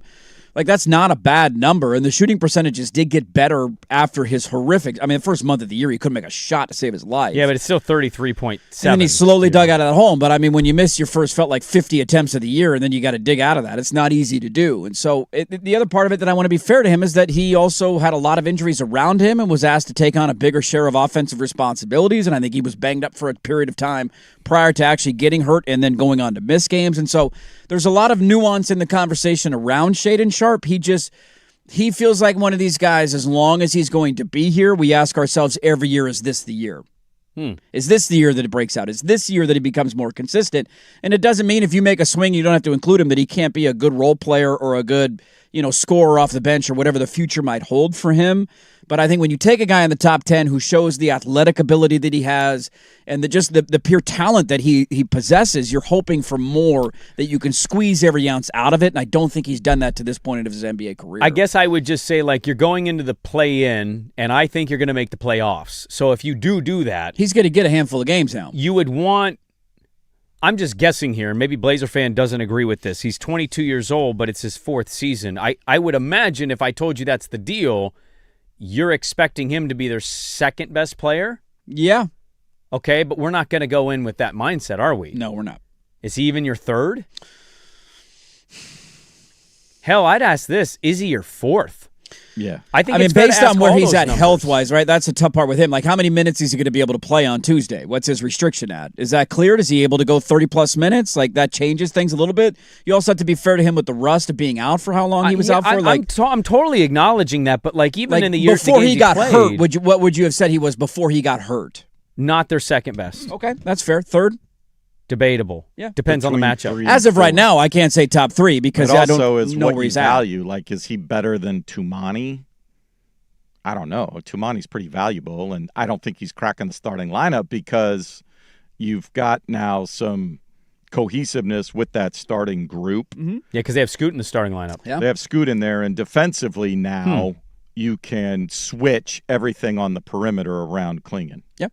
I still got to get to Scoot, so I want to ask you about that. And is this the end for some of the Blazer broadcasting situation? Very weird ending to the season, and now we got a new owner who likes to shake things up. That was the vibe I got.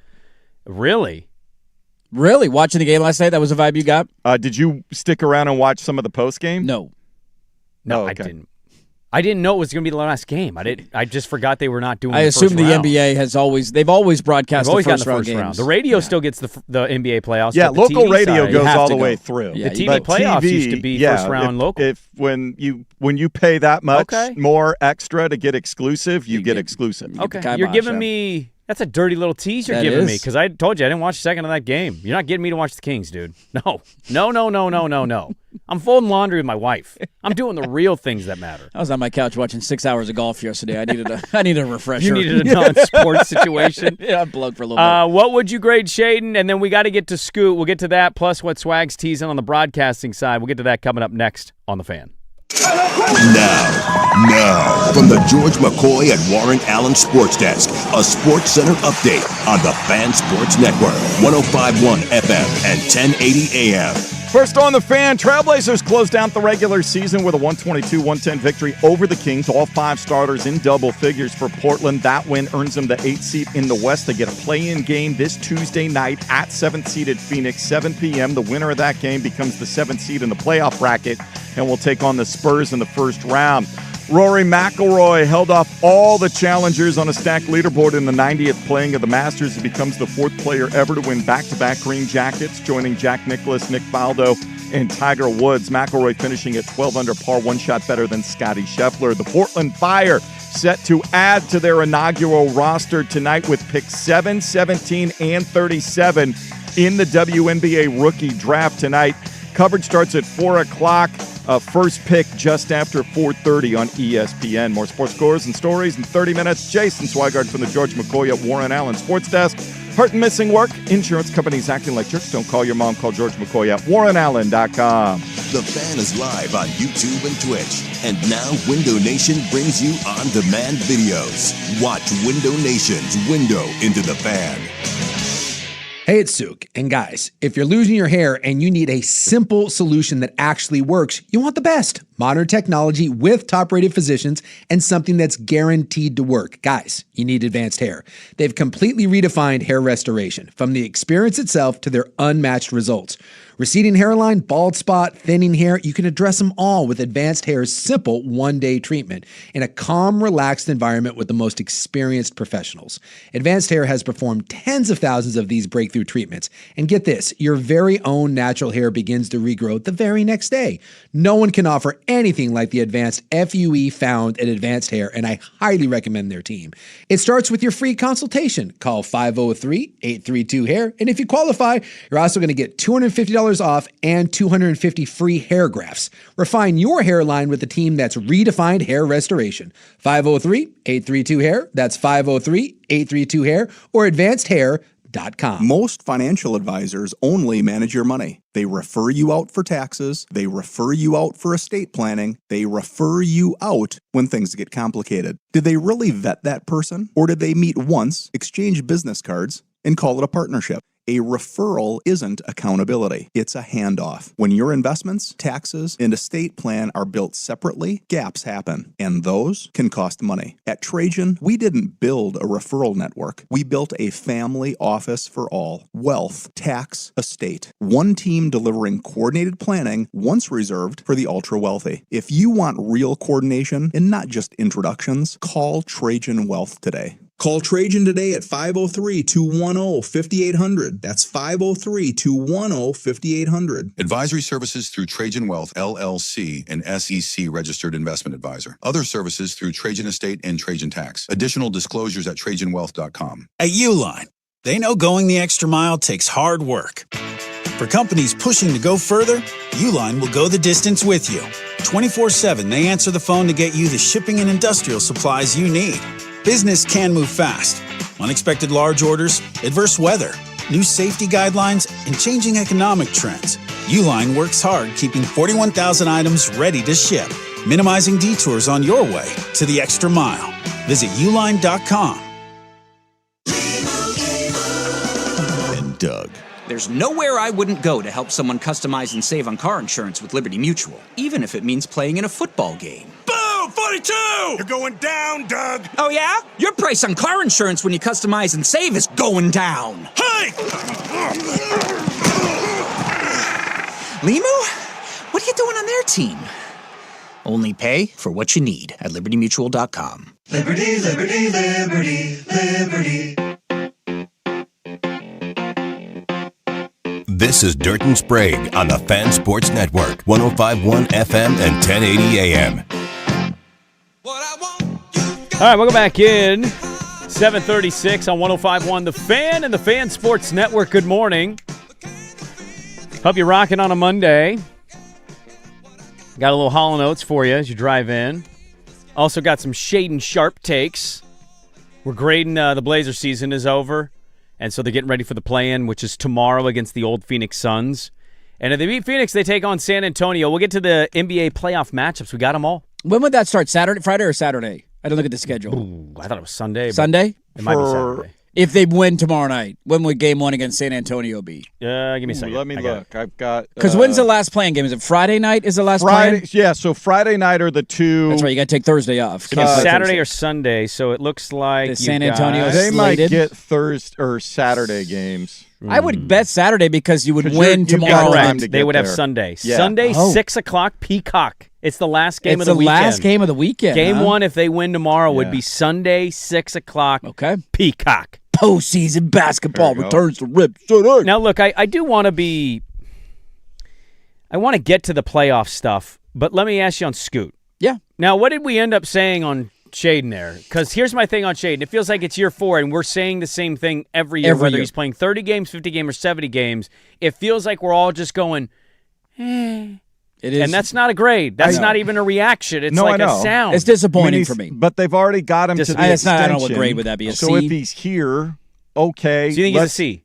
Yeah, I mean, I think he's a player who serves purposes. He can score 20 a game. He did this year, but he will always leave you wanting more. He's certainly somebody that you should be able to find a role for on the roster, whether it's coming off the bench or contract's not horrible either. Like I'm not upset about the contract. It's not like you're paying him an insane amount of money for a piece that fits more with the team and the coach and all of those. So I'll shrug my shoulders and go, okay, if he's on I don't think it changes how I generally feel about where the team's headed. Like if he's gone, I'm like, oh crap, how are they going to replace him? I'm not feeling that. Oh, which kind of tells me all I need to know then. That's why it's a disappointing If they did that season. to Monty, you'd probably do. I'd be like, oh crap, where are you going to get somebody that you can say, Well, go it depends on what the stop return him? is, right? Like if you're moving Tamani, I'd imagine it's in a pretty big move. Like that's a that's always a part major, of it, major but trade. There's intel that Giannis doesn't want West Coast. Yeah, that's fine. Doesn't want Blazers. So is there another player out there? If Tumani is moved, I will be, okay, who's your one guy? If like somebody's torching you, who's the elite who's the guy defender? that I go stop that guy, make somebody else beat you and you feel confident can go at least force a team to do something else. Okay, now Scoot. It's very similar to Shaden for me. Unfortunately, he played less games. games. It's unfortunate because it's not necessarily his fault, but you have an incomplete picture, which then leads to a disappointing outcome for me. This was a contract year for him. This was a year that I don't know what the conversation was prior to the hamstring injury, which happened near the start of the season in terms of what we actually expected. But Blazer fans were hopeful that maybe there was some growth or some sort of step. And 3 years into his NBA career, does anybody see him more than just a good role-playing point guard who can set things up and be a distributor? He's not a good scorer of the basketball. He's not good at finishing around the rim. He's just not a good three-point shooter. And so at times the numbers were okay. There would be a game here or there, and you'd say, look at that, Scoot had a nice night. But similar to Shaden, it's incredibly inconsistent, and he has not shown the growth and development that you could trust to be a franchise cornerstone type of player 3 years into his career. So his usage rate, according to Cleaning the Glass, is 54 percentile, right smack dab in the middle. His assist percentage is 23rd percentile, so that's the percentage of his teammates make shots the players assist on. That's not very good as the point guard. And that's, again, not all on him because they're not a great shooting team, I'm trying to be fair on all of these. I totally understand it. His turnover percentage is in the 25 percentile. That's not great. And his points per shot attempt is in the 46th percentile. Yeah. The biggest issue I have with Scoot is you have Drew, you have Dame, you have Denny all back assuming they're all back and healthy next year. Those three guys dominate. He needs to have the basketball in his hands at this point in his career to be effective. And how much is he going to have it in his hands? He's not. That's always been my thing on him. And so like he's not. What's the point of him staying on the roster if those three guys are back? Yep. And that's not necessarily because his contract's cheap, and his they're fault. going to maybe tell themselves he played for 6 weeks and didn't have a full season. But you're again going to throw him into a situation where I don't know if he can thrive, but he will not be allowed to thrive in a setting like that, and that's the issue. Yeah, and the Dame's point. back. I've said this when they signed him. Who's starting? It's not I going have to be a hard Scoot. time believing Dame's coming off the bench. Dame Maybe and he Drew, will, if they're but- back next year, Dame and Drew will be your starting backcourt next year. So you'd have Dame, Drew, Denny, Tumani, and Donovan. would be your Assuming you starting don't five. make some monster move that includes Yes, one that of would those be your guys? starting five next year. And either Unless- Scoot or Shaden would be coming off the Unless bench. there's an arrangement Unless there's where some massive Drew comes off the bench, because your concern with both Drew and Dame out there is they are, defensively. I have no concerns with Drew and Dame. Drew is a bigger CJ who can play defense and can totally play off ball. I have no concerns. No, at he all. has no problem with that. And then if you want both Denny and Tumani on the floor, they're athletic, but you are lacking some size then in your front court. You're relying on Klingon to own the paint. But if you play teams that have big fours, that's an issue. Yeah. He's in the 37th percentile on 2-point percentage. Not good. Not good. And he's in his third year in the NBA. His effective field goal percentage put him in the 42 percentile. Yeah, I mean, he's a guard who is not a dynamic shooter of the basketball. And if you're not that, you need to be elite finishing around the rim. So what are you grading it? I mean, I know it's not the biggest of sample sizes. He came in late, but like, what are we grading it? You're kind of saying you're just not grading. What's the grade? For Shaden, I would give Shaden a C+. Okay. C+/B-. It could err on either side. It's very similar to me in terms of GPA requirement. Okay. I'm not going to give him a D, but it'd be a borderline C-, like by the hair of a 70. Like I'm not going to give you a 0.1. failing grade. I can't go that extreme because again, the injury was out of his control and he only played 30 games. But in the 30-game sample size that we saw, C- at best for me. Swag, you agree? Yeah. Okay. Yeah. All right. So the two guys that we thought when they drafted, we'd be like, they're the cornerstones. Top 10 picks. Has completely shifted. Now you got Denny, you got two, you got Donovan, and then you got all the other guys that are Plus a part the thing, of it. Plus then Dame if comes you've back. got good role bench guys, like if you keep Rob Williams, if you keep Matisse Thybulle, that sort of stuff, that's I think Rob's going to get a decent contract. He's stayed pretty healthy. He's a really effective player when he's available. Yes. It's just that's been the issue in his career. That's solid guys, smart guys, and they're not their egos are in check. They're not, headaches off the floor, anything like that. No. So if you can find a way to keep and they want to be a part of it, they believe in what's going on. They're not looking to cash in on the big deal. Now Rob might. Might be his last shot at a Rob contract. should cash in, is what I would say. Go get every penny go you get the can. contract, dude. But yeah. Your knees are going to explode Don't at some say, point. I'm a good piece in Portland. I'm going to turn down this money from other. Scoot and Shaden still think they should be at some point starters in the NBA. I don't know if Shaden does think about it. I'll be honest with you. Part of my criticism of him is I just think he just shows up and plays basketball. He's just hooping. Yeah. Just hooping. What are you doing today? I got to hoop at like 7. Got a game tonight. Okay. What are you doing tomorrow? I don't know. Call of Duty. I think we got Call of practice. Duty. Get some Cheerios. Maybe practice. Yeah, I think we got to shoot around or something. I don't know. He's a 22-year-old making $20 million a year. His life's pretty good. He doesn't really need to have that driving force anymore. The playoffs are here. We've got the matchups, and our beloved Blazers are going to be involved. We'll get to that coming up next on 105.1 The Fan. It's time for Who's Stinking It Up? Woo! Do not go in there. A sports lowlight, ripped from the headlines. We couldn't do diddly poo. Brought to you by Three Mountains Home Services. Schedule your appointment online at threemountainshomservices.com.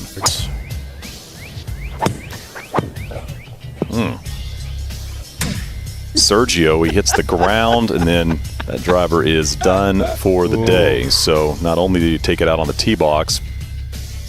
Yeah, there's Shane Bacon of ESPN. If you missed this, Sergio was 6 over at this point. He hit a drive. It obviously went terribly, and he slammed his club against the ground and then smacked it against whatever it was by the tee box, and ended up getting reprimanded by the Masters. He did. He's a past champion. They're not going to take his green jacket away, but his ability to attend the Masters locker room and all that was taken away from him the rest of the day. Fun to watch him fade into irrelevance with a stupid flaming golf ball in his hat in a league that nobody watches and lose his cool at the Masters. Who's stinking it up? Sergio at the Masters break-in his club, brought to you by Three Mountains Home Services. Now through the end of April at Three Mountains Home Services, install a tankless water heater, and they'll include a free water softener. Enjoy warmer showers and say goodbye to hard water. Call or visit threemountainshomservices.com and schedule your appointment today.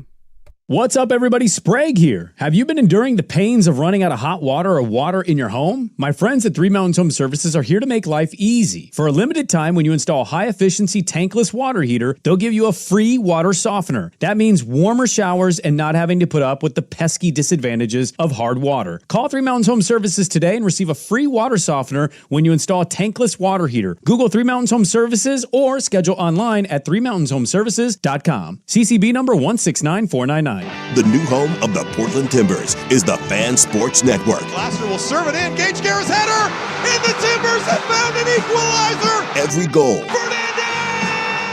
Every match of the MLS season. on the Fan Sports Network, 105.1 FM, 1080 AM. The Fan, with select games on our sister station, 94.7 Alternative Portland, the Portland Timbers, and the Fan Sports Network. Did you know that most people wait 6 or 7 years before they buy a new TV? That's a lot of time in front of one TV. So why not get one of the best sets for the next 7 years, like one of the top-rated Samsung, LG, or Sony models? Too expensive? What if you could get up to $1,000 trade-in for your old set? Who would do a stupid deal like this? Right now, at Video Only, you can get big bucks for your old set as a trade-in and a hot price on the new models. Don't be sorry. Check out Video Only. Hey, it's Rich Eisen for Pella Windows and Doors. Sometimes teams take a timeout to regroup and call the right play. When it comes to your home, Pella Windows and Doors always has the winning game plan. They're not just window and door experts. They're experts at taking care of you and your home. At Pella, they find the products that meet your needs and their experts install them. They do it every day, and that's why your neighbors trust them. Discover why Pella is a trusted choice for homeowners everywhere. Visit Pella.com/Eisen today. That's Pella.com/Eisen. Harry Douglas here. Let me ask you something. What if you can enjoy the taste of a cocktail, the warmth of a spirit, and still stay fully in control? That's RK Zero Proof, a pioneer in the alcohol-free spirits category. RK delivers bold flavor and a real warming sensation with zero alcohol, zero sugar, zero carbs, and 0 calories. Perfect for nights out, social gatherings, or anytime you want the experience of a drink without sacrificing tomorrow. Check it out at rkbeverages.com. That's ARKAY beverages.com. RK, all the flavor, none of the alcohol.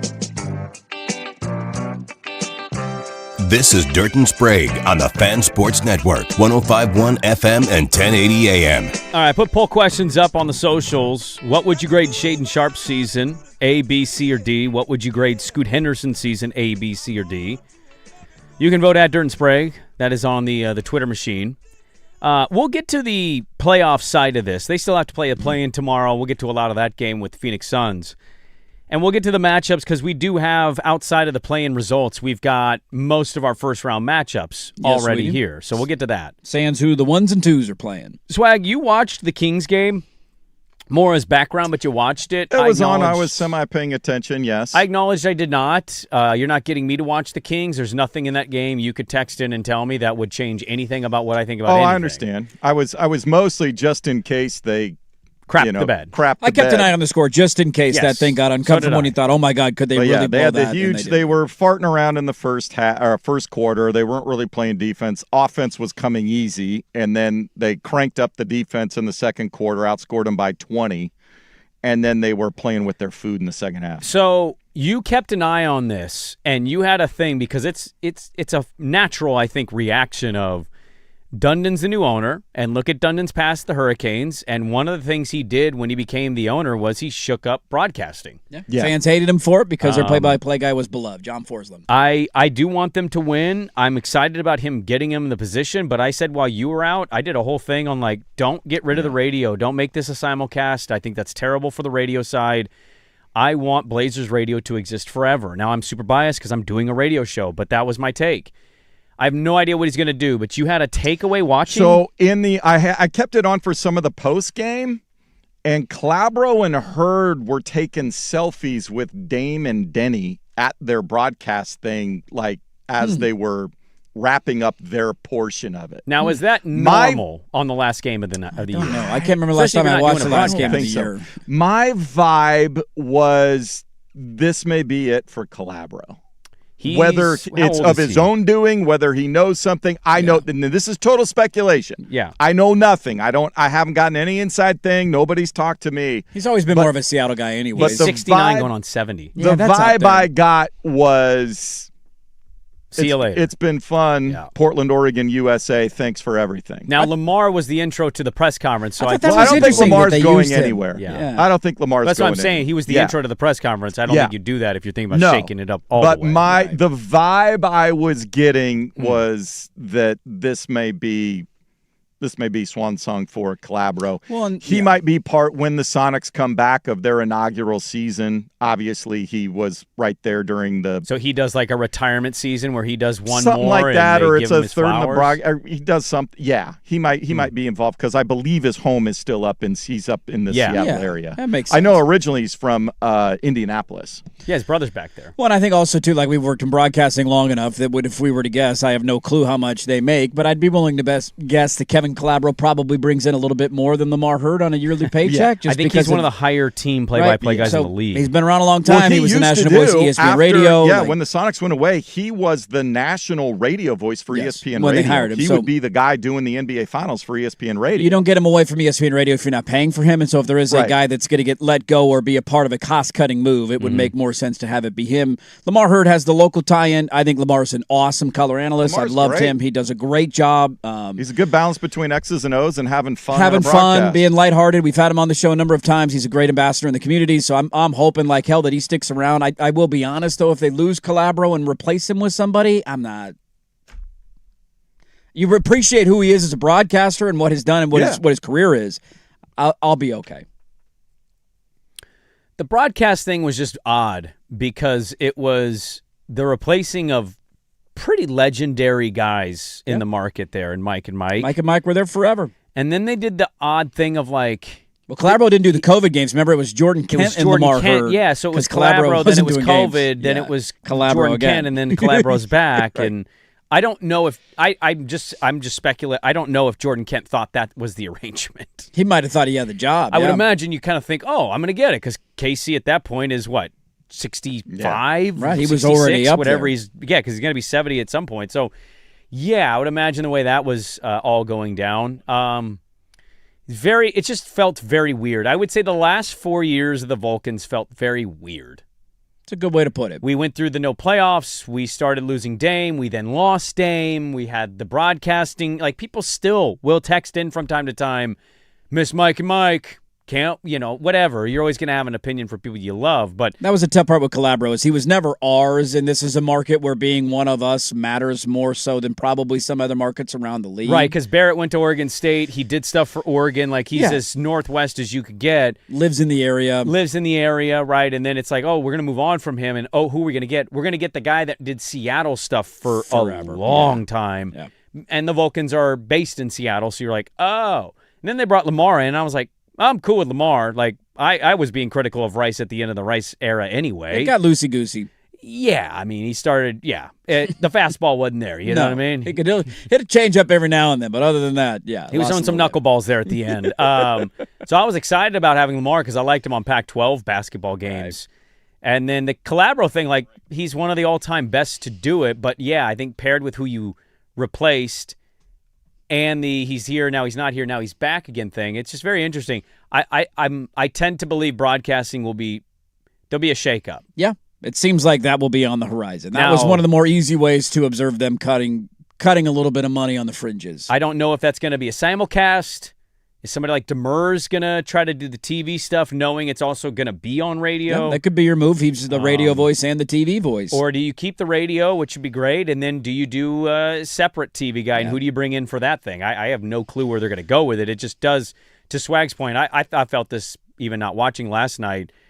It's felt like this might be the end in some ways with the broadcast the way it was. Yeah, look, I will say I agree with your take on radio, and I think any Blazer fan for long enough, I've lived in this area my entire life. I've been a Blazer fan my entire life, growing up going to games. And so I think if you've been a fan long enough, we all have memories of hearing or catching a big moment in the car. Yep. For me, it will always be the Brandon Roy comeback game, and I was in college when it happened, driving up from Eugene. We got stuck in a traffic jam, ended up having to listen to the majority of the game on the radio, and I'll never forget Wheels' call. For the rest of my life, I will remember Wheels' call from the end of that huge comeback where he scored 19 straight points or whatever it was, and they won the game. It's one of the best moments I've had as a fan, and so we all have those moments we can connect to. I pray that they keep that intact because it's been an integral part of the organization, and Shanley and Rip City, Wheels, and then now on to Travis Demers.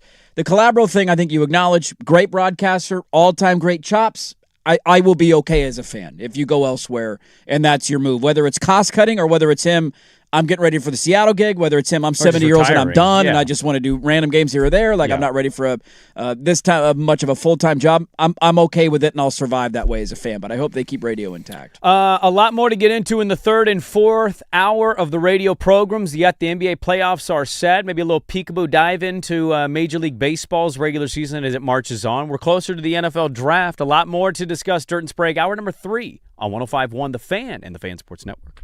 Just hearing the word IRS can make people break out in a cold sweat. No one wants to deal with the IRS, and now you don't have to. The good news is Legal Tax Defense has been successfully negotiating with the IRS for more than 15 years. It doesn't matter how much you owe, whether it's $5,000 or $5 million. You deserve the best in the business on your side, and that is Legal Tax Defense. Even if you're working with someone else and just want a second opinion, there is no cost or obligation to call. They can prevent levies, liens, wage garnishments, even file back tax returns. And the best news about Legal Tax Defense is they won't take your case unless they know they will reduce or eliminate your tax debt. Call Legal Tax Defense right now for a free no-risk consultation. 800-265-7681. 800-265-7681. You have nothing to lose but everything to gain. 800-265-7681. Look at that one house on the block. Crisp siding, modern windows, and a roof built to defend against anything. That's an all-season home. And this year, yours can join the club. We're all-season windows, siding, and roofing. We specialize in high performance, Energy Trust upgrades that actually pay for themselves. We're talking strong siding, a battle-ready roof, and windows that lock the summer heat outside. For a free estimate, call or go to allseasonwindows.com. All-season windows, siding, and roofing. Peace of mind all season long.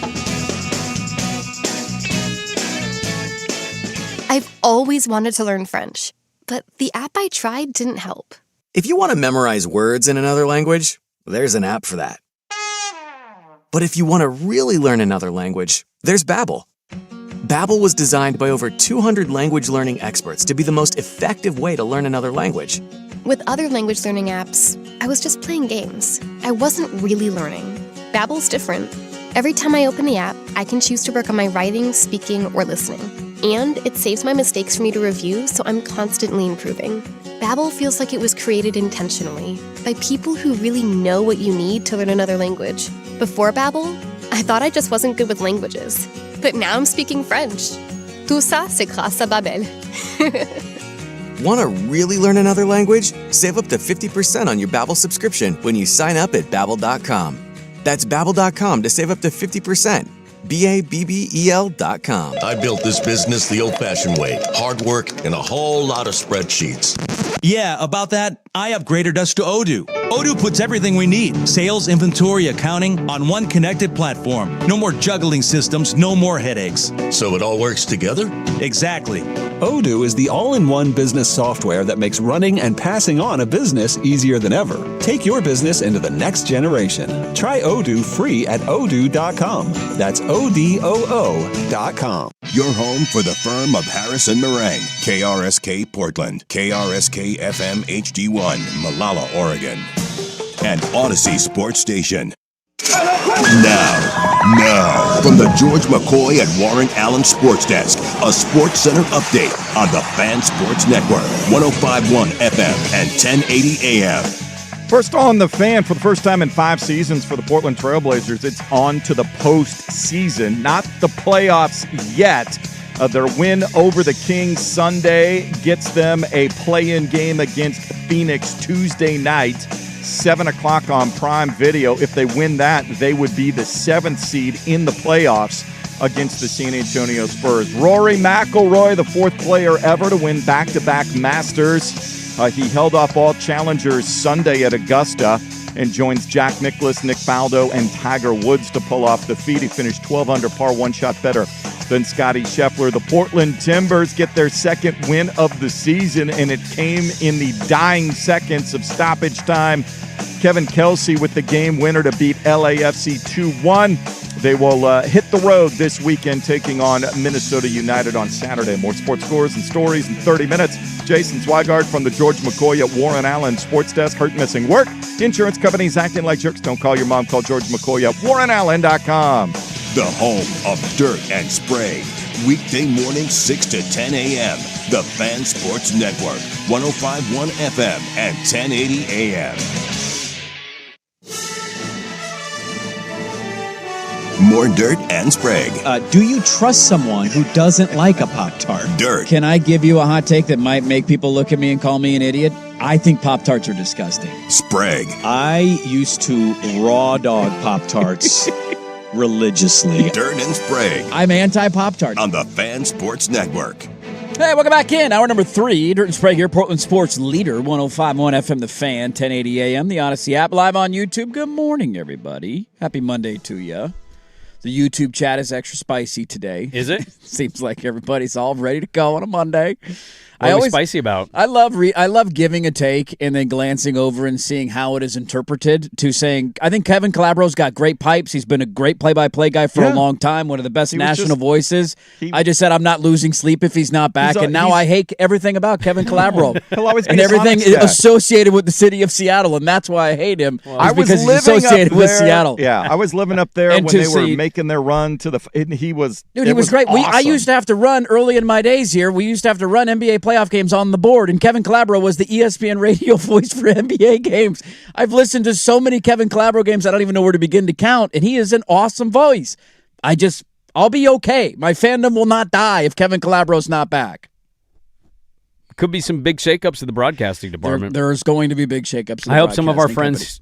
I hope some of our friends are back. I do. Is what too. I would say to that. Never want to see people lose their jobs, and I hope that people don't get fired. And Kevin Calabro, for all we know, if he is gone, somebody said he was out on center court taking selfies with his wife too after the game. I mean, I kind of more wonder. It's not so much the team. I mean, there might be like some behind the scenes of like, hey, we're paying how much for you? Yeah. We could pay somebody to do this for half the cost. Okay, Yeah, I'll I just didn't- save I $1 didn't million. get that. My vibe was more like he's 69 going on 70, dude. Yeah. He's I think not- this is the right time. The change of ownership, maybe he got wind of they want to reevaluate he's like, this is the time. If he's 51 doing the picture thing, I'm like, whoa. Oh, yeah, it's a little weird. And I'm not, Swag's probably right on I'm picking something up. I just don't know if the selfies and photos, like. I don't know if that's it. If yeah. he's retiring or leaving. Could do it him every wanting year a for all we selfie know. with Dame and Lamar wanting a picture with him and KC and Dame would make sense if you're not working with a guy again. Without a doubt. It totally would. I hear what you're saying. We don't always need to entertain the fact that people misinterpret you saying you'd be okay if they went a different I way. will survive as a fan. I will be all right. Yeah. There will not be outrage. I will not scream into a microphone. You will not be shedding a sentimental tear. I think you will still watch the team next year if they replace him. I will. To all the people getting mad at you for whatever reason. And to my hatred of a city, I have no issue with Elise Woodward being the voice of the Portland Fire. I text her congrats. Elise She's Woodward's really excited. I've met her a handful of times. She's always on the sideline when Washington's Very in town. nice. Anyways, their draft is today, so we can get into that a little bit, who they're going to take. You just got me excited about a mock draft. We'll get to that in a little bit. Yeah, ESPN's last mock draft before the picks start tonight. Tonight, what time does the draft start tonight? 4:30. So I think they're doing. It's called the Orange the Orange Carpet. Okay. At 4 for the dub. and then 4:30. Somebody goes on the clock. Let me. Do they call it the dub? Is that what they call it? I don't. Some people call it the dub. Can I call it the the dub? Dallas I don't think Wings it's regularly used referred as to the as the dub, but dub. yeah, All sure, right. that works. The Dallas Wings have the first pick again. Oh, okay. And we have the Seventh. Seventh. That's right. We lost the coin flip. 7. Okay. Now, they made a deal during the expansion draft with the Sky, so they have the second pick in the second round, which is pick 17. To not pick up one of their players, right, in Correct. the expansion draft? So they have Okay. 7, I'm up on it. 17, and 37. Okay, well, I'll get you. I mean, you know me. I don't know a lot of names, so That's I will okay. let you educate me at some point. I hope we take in the this hour gal out of video. UCLA, Gabby Jaquez. The gal that I want's not coming out yet. Crooks is coming back for another year. Now, I'm hoping she goes to Oregon, but she's still number one on my big board, but I got to wait another year. Oregon's going to need some NIL money for old Audi Crooks. For old Well, Audi Crooks. It'd just be really funny for me going back to the Dame trade when I was like, I'm in the Jaime hive. If now I could be rooting for Jaime's sister who just won a national championship. Yes, you could. He's been a good NBA player too, right? He's been fine, yeah. He's been fine, yeah. Good little player. Well, we do have a lot still to get to in the show. I got a couple of football things in my notes, including what does this do for one guy's draft status? How did this just get released? What was going on there? Did you see a football player take a huge stray at the Masters yesterday? No. Everybody had an image of Justin Rose putting for the Masters, and they basically put Lamar Jackson on the green. Oh. I mean, he's got a U.S. Open. That's a major. Why Lamar over Josh? Yeah, what is the reasoning there? Neither one's been to the Super Bowl. Been in the Super Bowl. Josh has been to more AFC Championship games. I'm right? a huge fan of 2-1, both, so I'm kind of torn on this. Yeah. I'm rooting for both of them. It is, it's unfortunate, but it's the same thing as Rory. Like, we're going to do this until they win one, and then everybody's just going to shut up. And then all of a sudden, remember when Eli wasn't a leader and couldn't win, and then he won 2. But let's get to the rest of this. Now, we'll have more time, obviously, throughout the week for the parts of it that we don't know. Mm-hmm. Let me throw at you. Yep. What is the most exciting matchup that we will get this coming weekend? The NBA playoff format is out, or most of the matchups are out outside of 1 versus 8, 2 versus 7. Yeah. Because we got to see who wins the play-ins, and I think the Blazers will win tomorrow and get the 7 seed, but I digress. So what we know so far, you have the Knicks hosting the Hawks, the red hot and rolling in the second half Atlanta Hawks, and the 3-6 in the East. You have Cleveland hosting Toronto. Mm-hmm. Toronto's kind of flying under the radar this year. I don't know how long they'll last, but the Harden experiment, they traded for him. Like, will that work out for you? We'll see. Cleveland's hosting Toronto. Mm-hmm. And in the West, you have Denver versus Minnesota in the 3 versus 6, and a shorthanded Lakers team versus a shorthanded Houston Rockets team. There seems like an obvious answer here, but I will allow the floor to you. Most exciting first-round matchup that we know is? Knicks-Hawks. Really? Yeah. Really? Yeah. Yeah. More so than Denver, Minnesota? Yeah. Okay. I think Minnesota's fraudulent. I think Minnesota's going to be out quick.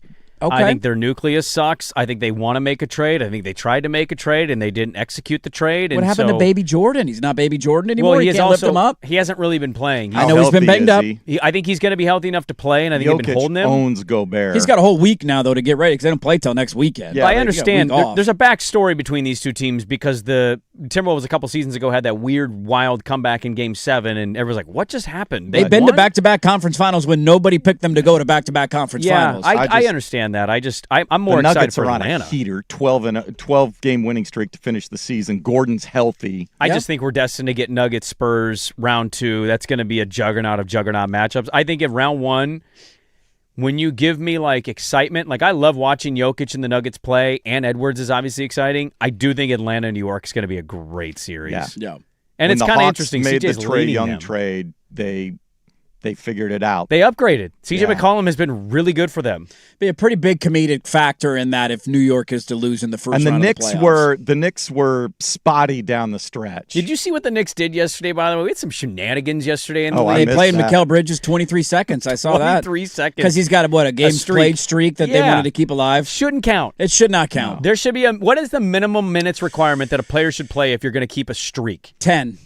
Bare minimum 10. 10 minutes? 10 minutes and not going. Single-digit minutes does not count. So Desmond Bane, also shenanigans. The Magic played him in the first half, sat him because they wanted him to play all 82, and then they actually had to bring him back late because the Celtics with nobody the Celtics pushing him, scrubs, beat him. They're G League guys. They beat him. Baylor they had nobody. Shireman was torching him. Hugo Gonzalez from 3. And they had a chance to jump out of the play-in, right? Orlando did. Yes, technically, they could have jumped into the 6th seed and been out. 8th seed. Yeah, now you got to play Philly. Blew it. Yeah, they had shenanigans. The Celtics had 3 guys have career highs. That's what you get. Our boy Garza from Iowa had a career high. Luka Shireman Garza had 30. Luka Garza's in the NBA. I'll say this: we did a lot on the Blazers and recapping their season. I know we're going to get to tomorrow. Mm-hmm. I'm pulling for them to win, not just because of the hometown team, not just for the show's sake. I'm pulling for them tomorrow because, with all due respect to Oklahoma City, who very well could repeat this year and has no signs to me of looking like they're going to suddenly slow down. I want to see how they match up in a playoff series and what it looks like, even though I think I know how it's going to go. Against San Antonio? That team. Yeah. That's the team. Really? Yeah, 7'5", alien freak, rookie point guard who's already surpassed your fourth-year point guard. Stephon Castle, Rookie of the Year, looking like he's taking an All-NBA step this year. De'Aaron Fox, All-Star that helped lead the Kings to the playoffs. I care a lot about the Thunder. Then you got Champagny and Keldon Johnson coming off the bench. Tons of role guys. Harrison Barnes is the Their veteran. role guys just beat us. Carter Bryant was a highlight show yesterday. I want them to raise Jokic. I want their bar to be that team. And I want to see what it looks like in the series. Yeah, see what the gap is, and then say, what is our takeaway for how we can get better against that team? It's not that the Thunder don't matter. Sure. It's that the matchups with the Spurs, because of that freak, it makes everything so much harder, and I just want to see that. Yeah, I mean, I will continue to acknowledge and admit that I am rooting for them to lose the next 2 games because I just think it serves you a better purpose long term to be in the draft lottery. But they're not it's a moot point because they're not going to, and they're not going to. They're not going to tank the games. I'm not asking them to do that. So I mean, there is a world exists where they lose to Phoenix tomorrow night, and then Steph gets hot or whoever it might be, or Kawhi, and beats you in that spot. And at that point, I'll say that's great as a fan because that's the best long term strategy for you. That's the silver lining of a disappointing finish. Without a doubt. If there's any silver lining to winning tomorrow night and becoming the 7th seed, it is getting a clear picture of, all right, you were 19-13 in your last, whatever that is, 30-something games. But I went through some of the nuance of it and who you beat and what the games that were on your schedule, and you beat a lot of really bad teams in the back half of the year. For those who want to buy into that, then point to, well, how do you stack up against San Antonio? Yeah. Because if that series is a 4-game sweep and they dominate you in all 4 games, try and focus over here. If they dominate all 4 games, I would hope that would serve as a reminder to people of this is where we're actually at, and we shouldn't get over our skis about wins over Memphis. Now, I will also grant you the ability that they could, hey, maybe you win a game or 2, and you come out of the series and you say, look at that, look, you got Wemby, we're not going to catch you there. If you can lose in 5 to a team like the Spurs, and be competitive in every game of the series, maybe it gives you some reassurance going into the offseason, but that's the only silver lining to me in making the playoffs. I still think the best long-term play is to not, but that's a moot point because I think they're going to win. Well, I was at the Hoop Summit this weekend. I didn't go to the Kings game, but I went to the Hoop Summit for the men's and the women's game. And, like, that event's interesting in itself because when it's, like, a great crop of players, it gets okay full. But, like, I'm almost wondering if they should move that event to the Memorial Coliseum. Was it pretty sparse? Yeah, dude, yeah. I mean, there were so many people sitting where their tickets Who's the biggest name? This year? Yeah. Probably the Stokes kid from Rainier Beach. Okay. Because you had DeBonsa last year, right? Did Boozer play? Yeah, Boozer played. Yeah. So you had these big guys who we all It was knew. much more star-packed. You had 2 of the top 3 players in this year's draft playing in that game. Anyways, my point was I was sitting in that and I was thinking, just looking around, this arena hasn't even felt playoff energy in 4 years. No, in a long time. And so I still think they have a lot to build on with their roster. I'd love to see where they feel like their big needs are taking on a team like the Spurs. But just acknowledging the city and the fan side, it'll be great to have the Moda Center rocking for playoff basketball. They're not going to win that series. No. I have them losing in 4 or 5 anyway. But to just experience the noise and the excitement of having, like, actual playoff basketball again, it'll be great for the city. The city needs that right now. Could use it. So whether they win the series to compete, like, I don't have a lot of high hopes for that. But I do want them to go against the Spurs. I want them to win this, not just because I'm rooting for it. I just think it's pivotal for their rebuild to look at that team specifically. Be able to look in the mirror afterwards and say, all right, this is what that team with that freak did to us. How can we go forward? What do we need to address? What do we The Thunder are no doubt also going to do that to you, probably sweep you. Yeah, if you lose tomorrow. But the Thunder are weird because they're going to have to move guys. They're going to have to trade off guys because they can't pay everybody. They can't keep all these picks. They're deep. They're like 10, 11 deep. But it's always going to be SGA-led, so point guard-led. He's a big point guard. And like wings. Chet's good. Chet's really good. He might win Depoy if Wemby wasn't eligible. But I look at the Spurs as just like a behemoth of a problem because of that guy specifically. Yeah, there's nothing you could do. So I hope that they win because I want to see them raise their roster, and I think they should be holding it against that franchise probably more so than any other, and that sounds crazy considering the 1 seed might win back-to-back titles. I got to follow up on a team you talked about in that segment of why is it different this year from last year. So we'll get to that a little bit, and also he was finally fired. They finally fired him, maybe 2.5 years too late, but a guy got fired this weekend. Well, did he? We'll talk about that and what it means long-term for that organization next on The Fan. The most fun day of golf is back. Toyota presents the 12th Annual Fan Golf Classic.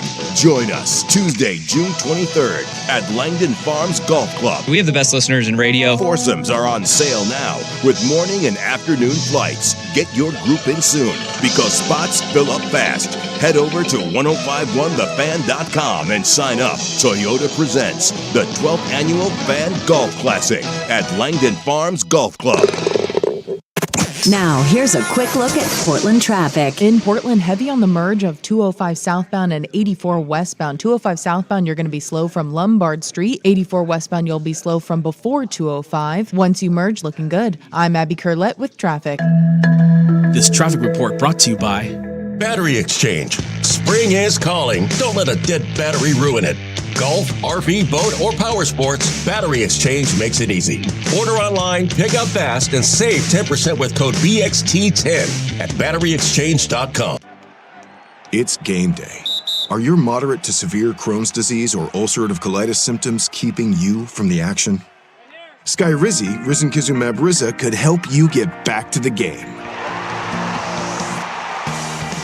Skyrizi is proven to help people feel significant symptom relief, achieve remission, and visibly improve damage of the intestinal lining. Skyrizi is a prescription injection medicine for adults. Don't use if allergic to Skyrizi. Serious allergic reactions, increased infections, or lower ability to fight them may occur. Before treatment, get checked for infections and tuberculosis. Tell your doctor about any flu-like symptoms or vaccines. Liver problems leading to hospitalization may occur when treated for Crohn's or ulcerative colitis. Ask your doctor about Skyrizi, the #1 prescribed biologic in Crohn's and ulcerative colitis combined. Learn more at skyrizi.com or 1-866-SKYRIZI. Portland Perks. Looking for some fun that the whole family can enjoy? Right now, you can get one ride wristband for Oaks Amusement Park and get a second one free. A limited quantity is available only at portlandperks.com. Oaks Park, where the fun never ends. Finding great candidates to hire can be like, well, trying to find a needle in a haystack. Sure, you can post your job to some job board, but then all you can do is hope the right person comes along, which is why you should try ZipRecruiter for free at ziprecruiter.com/radio. ZipRecruiter doesn't depend on candidates finding you. It finds them for you. Its powerful technology identifies people with the right experience and actively invites them to apply to your job. You get qualified candidates fast. So while other companies might deliver a lot of hay, ZipRecruiter finds you what you're looking for. The needle in the haystack. See why 4 out of 5 employers who post a job on ZipRecruiter get a quality candidate within the first day. ZipRecruiter, the smartest way to hire. And right now, you can try ZipRecruiter for free. That's right, free at ziprecruiter.com/radio. That's ziprecruiter.com/.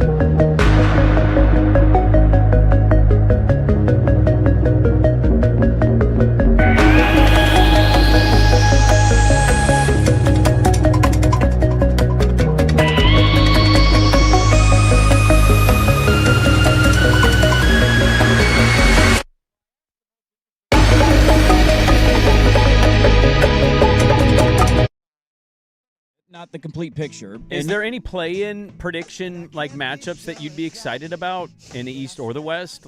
Like, we'd be excited about the Spurs, but not from a we're going to win the series standpoint, to just have Wemby in Portland for playoff games. Yeah, I would say no. Charlotte making it and playing Detroit potentially in the first round. They might lose to the Heat and then 9. They very well 9, could. 10. You got to win first, right, to get in. Yeah.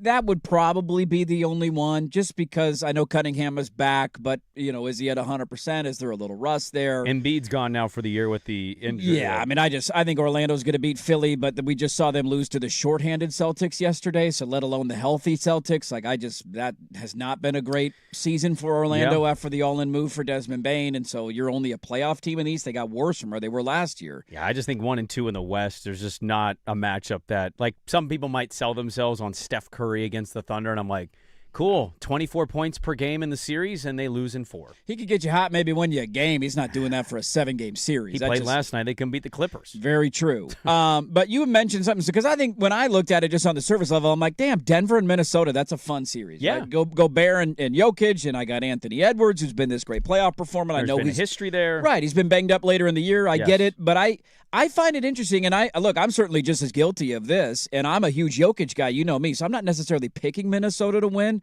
I'm curious what is different in your mind about Minnesota this year than last year.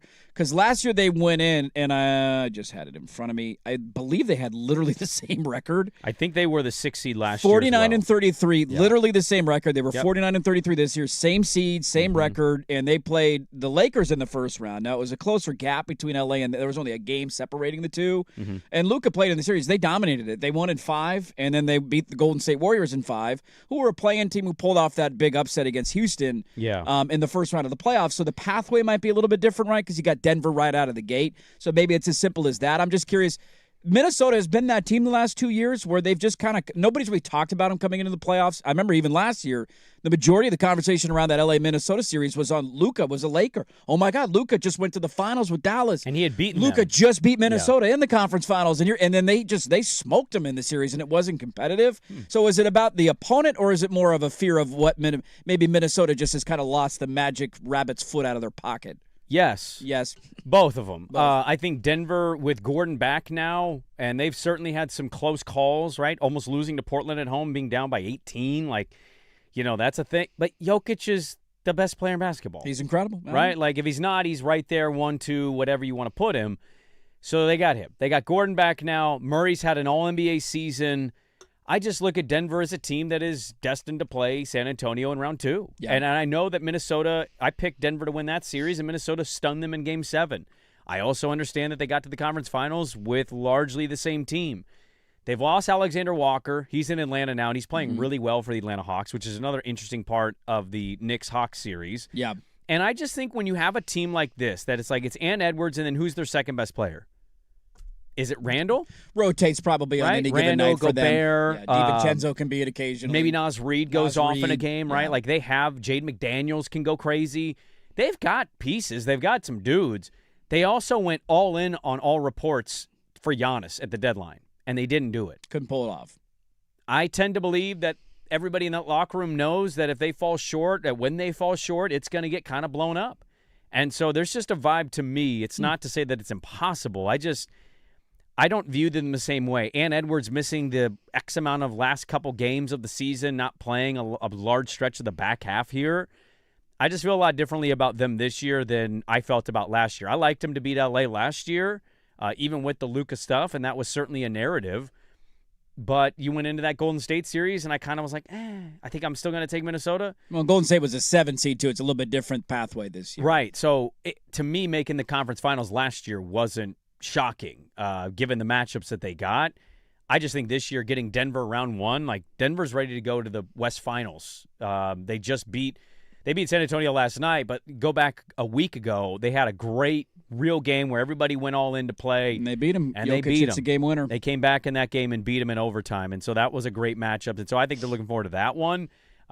Minnesota's got some dudes, but it just feels off with them this year more so than it has the last couple of years, despite them being the same seed with the same record. Be an interesting team to watch, I think, in the postseason, because if they don't, to your point, get there, that likely will signal some sort of an aggressive move this offseason. And if they do, then you're also in that, like if you get back to the conference finals somehow, some way, I don't know who they would play in the second round. Because does the NBA reseed, or is it bracket style?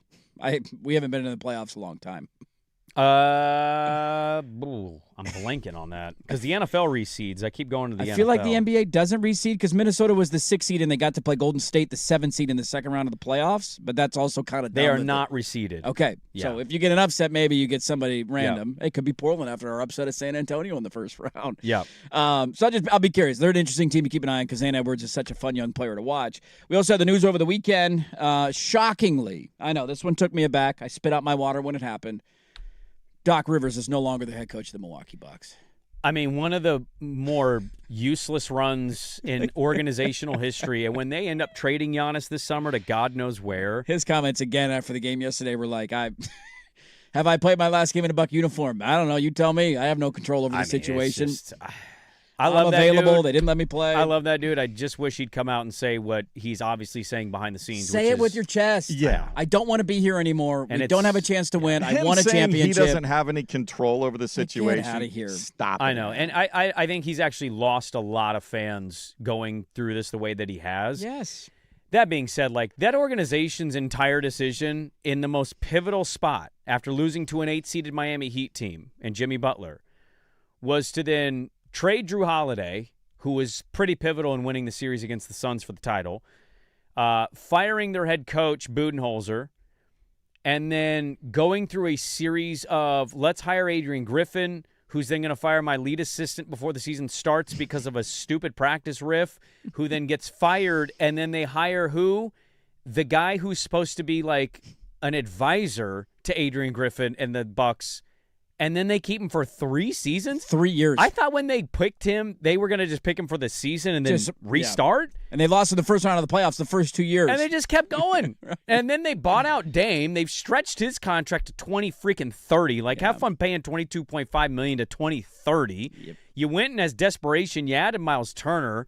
Their draft picks have been nothing but busts in the Giannis like title window. When was the last time they drafted a good player?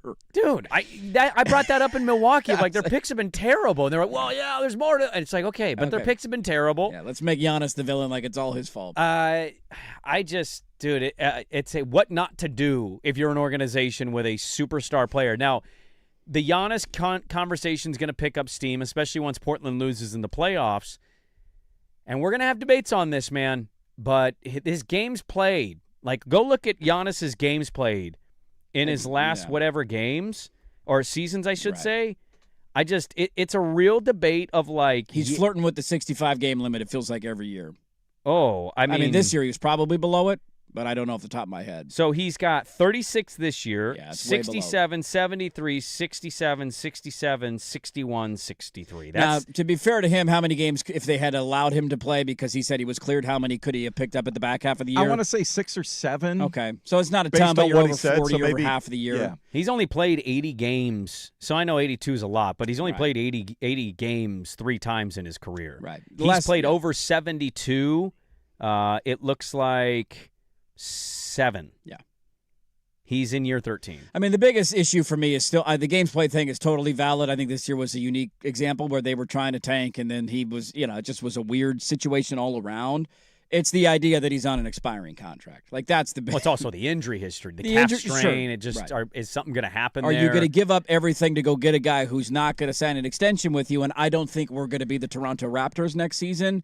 And the Toronto Raptors only won a championship because everybody on Golden State got hurt in that NBA Finals. Any team. Right, and they don't. $300 million contract to a guy who might not play? Then you're all of a sudden... It's tough. It's not an easy answer to have. We'll have to wait and see on that one. But, yeah, just hilarious how bad they have handled that situation. To even keep Doc... I can't believe they kept him for this season. I can't believe they kept him after the first year. They lost in the first round of the playoffs when Giannis got hurt and Dame was the only one healthy. And then they brought him back for another year, and then Dame got hurt and Giannis was the only one healthy, and they lost again. And then this year it just was a disaster. Like, fire him at the halfway point of the year. What are we holding on to him for? How are we gonna talk about Doc Rivers as a coach in the NBA? I think we're going to talk about him like we talk about Lenny Wilkins.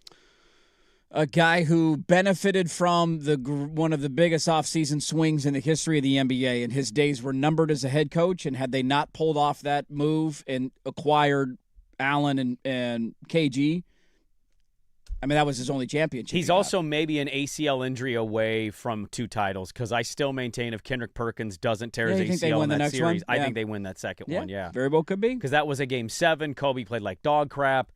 And they just had no answer down low for Gasol. Yeah, I'm with you there. I mean, there's argument to be made. He reeked to me of a guy who was a dead man walking and then got he had a hell of a injection of life, and then all of a sudden it led to him getting coaching opportunities for the rest of his career.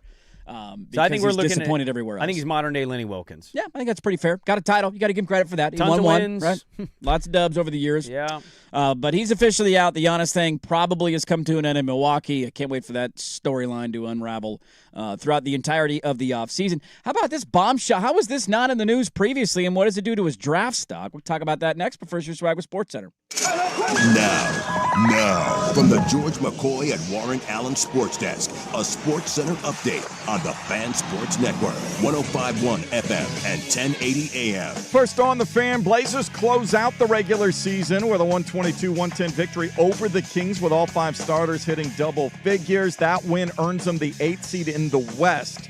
They have a play-in game at 7th-seeded Phoenix on Tuesday night. The winner of that game will be the 7th seed in the playoff bracket, taking on the Spurs in round 1. Rory McIlroy able to hold off all the challengers on a stacked leaderboard in the 90th playing of the Masters. He becomes the 4th player ever to win back-to-back green jackets, joining Jack Nicklaus, Nick Faldo, and Tiger Woods. McIlroy finishing at 12 under par, 1 shot better than Scottie Scheffler. The Portland Fire set to add to their inaugural roster tonight. They have picked 7, 17, and 37 in the 3-round WNBA rookie draft. Coverage begins at 4 o'clock. The Dallas Wings are on the clock first, just after 4:30 on ESPN. More sports scores and stories in 30 minutes. Jason Swigard from the George McCoy at Warren Allen Sports Desk. Hurt and missing work. Insurance companies acting like jerks. Don't call your mom. Call George McCoy at warrenallen.com. The home of the Fan Happy Hour with Luke Anderson. Weekdays 2 to 3. The Fan Sports Network.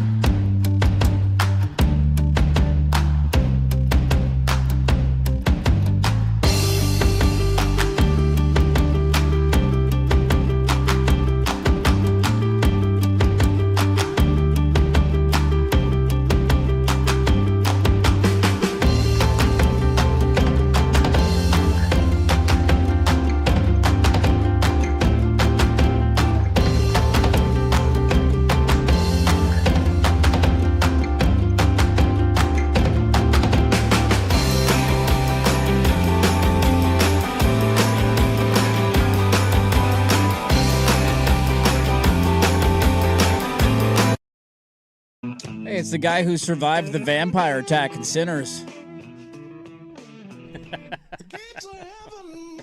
Finally saw that movie. We're not getting into this. I finally It's saw unbelievable. it. I mean, it's just a vampire movie.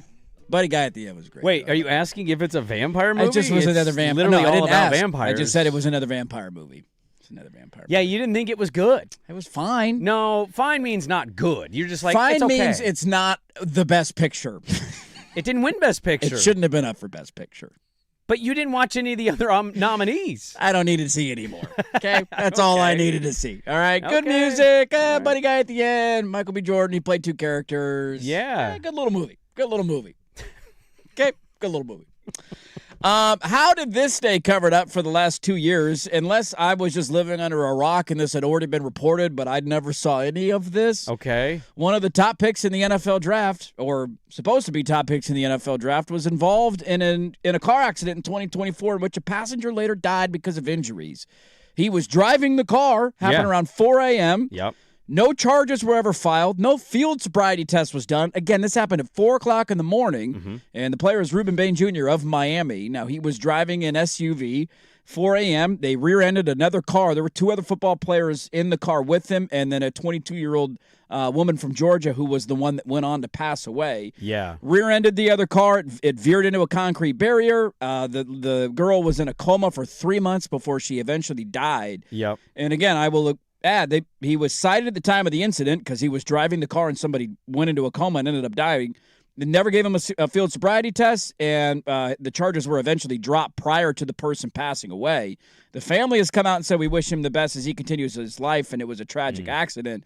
But these things come out around draft time, and this is one that I'm sure will have some sort of impact on his draft stock. I was just wondering, how was this never – he was a known player 2 years ago, maybe not to the level of a top 10, 15 draft pick in the NFL, but he's been a known guy for a while, and I never heard a whiff of this. Nobody had. This was in 2024. Should be noted, so the gal who ended up passing away was in a coma for 3 months, and then she died. Her family came out and actually didn't want to press charges and wished him well and was rooting for him to get over something like this that tragically happened. Look, speculation is one thing, and maybe more details were to come, but I read about this last night. I also didn't know this happened. I'm not saying this is absolutely nothing. When somebody dies, it's something. It's just also no charges were pressed. Well, I just find it fascinating that no field sobriety test was done. If you're driving around at 4 a.m., my mind goes places, and maybe he would have been completely clean and there was no issue there whatsoever. How do you not do a field sobriety test in that moment? Yeah, but her family coming out and saying what they said made me kind of go the opposite way of maybe it was just like a super late hang and they were going home at a really late time and it could be. Yeah. Bad stuff happened. It's not nothing. It's obviously worth mentioning because, to your point, he's probably a top 10 pick. I mean, Jalen Carter had this stuff out of Georgia, and he went from being it felt like surefire lock at the top of the first round to where did he end up going to Philly? I think 10th. 10, yeah, that sounds right. It's somewhere in that range. Yeah. Right. Yeah, I hear what you're saying, but also ninth overall. The teams have known about this. Sure. Now it's public knowledge. I'm not saying it's nothing. I just don't know if this is really impacting anything in terms of his draft stock. The Jalen Carter thing was interesting, too, because you remember that involved reckless driving and speeding, whereas with this, he obviously rear-ended somebody and then hit a barrier, but, there was no report of that. Right. So, I'm not saying there's nothing here, but anytime something like this happens with a big-time athlete, I'm not saying he shouldn't be drafted or also, end his NFL career. I hate to ask this. Why did this just come out? That's what I'm like. What how team is this weirdly just leaked this in hopes that he fell, which is just the gross part of How the is this draft. not every time a Georgia player gets arrested for any sort of driving infraction? I was going 8 miles an hour over the speed limit. It's a national headline, and we make fun of Georgia. They're usually not 8. It's usually 30. I get it, but I'm just pointing out the fact that somebody died in this instance. Now, it didn't happen in the moment or the night of. It happened 3 months later, but somebody was in a coma in the immediate aftermath of this. He was a known football player from Miami, and there wasn't a blip on anybody's radar. It's a weird story. How? That's all I'm asking. How was there not a field sobriety test, and how was this not on anybody's radar? I know. You wonder, how a Thamel or a Feldman, how not one. I mean, maybe we missed it, but when I read the story, people all over the league right had not known about this. Huh? What? It's eerily similar to the Laramie Tunsil the weed mask. The weed mask, Yeah. like out of somebody's like, where did that draft come night? from? Who's Right. trying? Somebody trying to tank his draft stock? What's Yeah. the reasoning for this? And it tanked his draft stock. Yeah. He's been a really good tackle and a really good player. So is Jalen Carter. So, I mean, the sick part of this is that it might end up leading somebody to get a good value on Reuben Bain. And I'm sure NFL teams would tell you they're more concerned about his arm length than they are this issue that he might or did not face legally off the field. You imagine he's going to, if he hasn't already this morning, he's going to send out some kind of statement, if not talk, Sure. and be like, hey, this happened. This was a terrible time in my life. He's going to say the right things. That's a tragic incident, yeah. We'll This is never such a have the weird story complete to talk picture. about because somebody died, but like I also don't think this is going to change where No. he's drafted personally. No, somebody did in the Jalen Carter situation. And I know. He slipped, 5 spots, but it wasn't like he fell out of the first round. His punishment was slipping 5 spots. Going to the Philadelphia Eagles Yeah. and winning a Super Bowl. That Yes. was his punishment. And then spitting in Dak Prescott's face. And then before the game started. on opening night of the NFL season. Yeah, never forget. Never forget. Let's get educated on a topic that we should know more about, and we'll do it next on The Fan.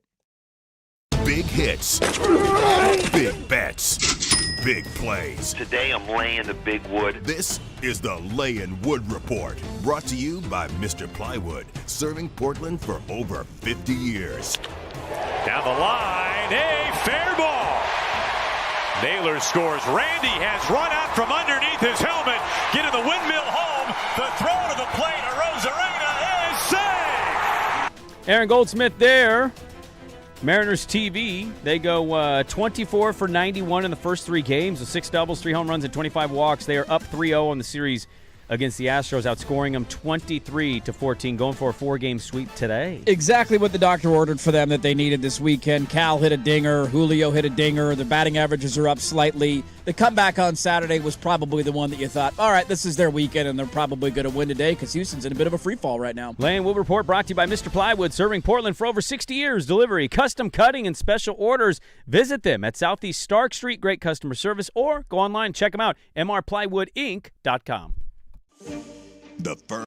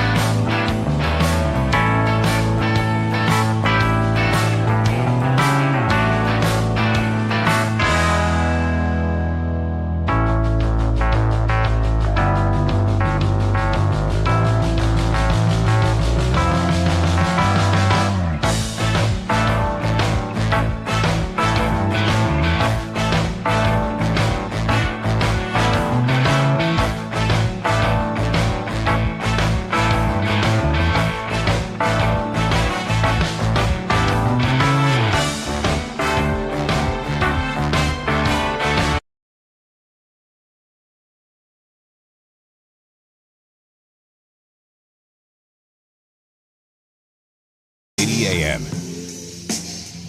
All right, we'll play a fun over-under game coming up top of the hour. How many will he get? We'll ask that question. Also, who wins more? That is right around the corner. We'll get back into the Blazers a little bit in the final hour of the show as well. But there is something big locally going on tonight, and thanks to these two fine gentlemen, you alerted me to the fact that tonight is the WNBA draft. It is here. We got the fire. The idea of them basically not existing to going from not existing to playing games in like 6 weeks is still blowing my mind a little bit. Yeah. I'm not going to lie. Swivel. I've followed some of the offseason stuff. I know Angel Reese got traded. I know some former Ducks were teamed up back in New York. I saw Plum sign a contract that was a team-friendly deal, discounted deal to stay. They're getting up to $1 million now in this new CBA, this max contract. I think $1.2 million or $1.3 million. Seen some of those numbers thrown out there. Mm-hmm. So, I've been trying to follow a little bit more because I know we got a team around the horizon, but I'm not going to sit here and pretend at all to know anything about the players available in the WNBA draft tonight. So, as people who know, what are we rooting for? Who is the steal with the 7th overall pick? I don't know how you define steal. Who do we want to go get? Well, we got somebody in the NBA draft, right? Like we all kind of end up landing on a target. You're like, Swag's last year was Carter Bryant, which, by the way, over the last week, looking pretty solid. We talked about a local product, but we decided to go, Chinese big who can't play. I'd really be happy if they got Gabby Jaquez. I think she's a great do-it-all player, and when you're starting a franchise from nothing, I think you need one of those. Where does she play? Is she a UCLA gal? She's UCLA, UCLA. She's Jaime shooting guard. You could also look at somebody who's pretty popular, and look, this isn't the way you should operate, but also I kind of can't blame teams. Flau'jae Johnson's a top 6-7 prospect in this draft. She's super popular. She's already got all the commercial stuff. I'd love to have a Johnson last name jersey. I might go buy one. She's going to bring some spice if you draft her. She's going to be out there. She'll have commercials. She's from LSU. LSU, okay. Yeah. So you go that route. Did Kim Mulkey sitting courtside for a game, sporting a former player? Come on, Kim. Come on the show. I don't think Kim Mulkey. I don't know if she'll gonna make it out here. Yeah, she probably. What's interesting to me, I say know. a prayer for her coming out to our burning down city. Side note: do you know who's back on ESPN's Mock at 1? No. This continues to be an interesting one. Oh, Paige's girlfriend. Oh. Now, do they have the number 1 overall pick? The Wings have the number 1 pick, and so right do you now, take the current? AZ Fudd is. They were projected to take the chick, the lady from Spain, Awa Pham. She's 6'4", so she's kind of a big. But Fudd is back on the mock as number 1. Now, if you're the GM of that team, I'm very conflicted. Do you want the dynamic or do you not want the dynamic? Other teams have gone through this already. Could be bad. A lot of teams have gone through the love triangle of team, but we're dating, and some of them had to break it up. And if they for a breakup. If they get married, though, like if this is a long-term thing here. Can you imagine trading her wife? Well, then you're keeping your star player happy. You are. Did Beckers have a good year? Great year. She had a great year. Lived up to the hype. Oh, yeah. I'm just giving my opinion. Ooh, give me a take. Give me WNBA take. She did not garner the ratings the way that Clark did. I thought she had a better rookie year. Yeah. Ooh. I think she is Spicy. right in line to be better than Caitlin Clark. Ooh. That's my take. I don't know where my spicy That's drop okay. is. I was looking for it. That was a pretty spicy. I love me some Paige Beckers. That was a pretty spicy take. I don't know if here it it's is. spicy. Yeah. Not spicy? I mean, Caitlin didn't play a lot last year. She got hurt. Yeah, but to say she was better than her rookie year. Because her rookie year, she played a ton, right? Last year was year 2 for Caitlin Clark. Was really good her rookie year. Yeah. I just thought Paige was better. Hey, bring the heat, dude. I love it. No, right now the ESPN mock, the last mock, has the Portland Fire taking Raven Johnson. We got 2 Johnson potentials. The point she guard was good for from Dawn Staley. South Carolina. Okay. Either way, if you give me, I don't know if I've ever had the opportunity to buy a Johnson Blazer jersey. Ooh. Yeah, you have. Yeah. Chris Johnson. Yeah, who could forget the running back for the Tennessee Titans? Well, he wasn't a running back, obviously. He was a rim running big. Like, if you give me the opportunity to get my last name on a jersey, OSU I will. great Steve Johnson. Did he ever play for the Blazers? Yes, he did. What year was that? Well, Dirt wasn't alive. A while ago. Do they sell those anywhere? Are they I don't know. available online? We're missing an obvious Johnson here. Help me out. Can you? There's got to be one.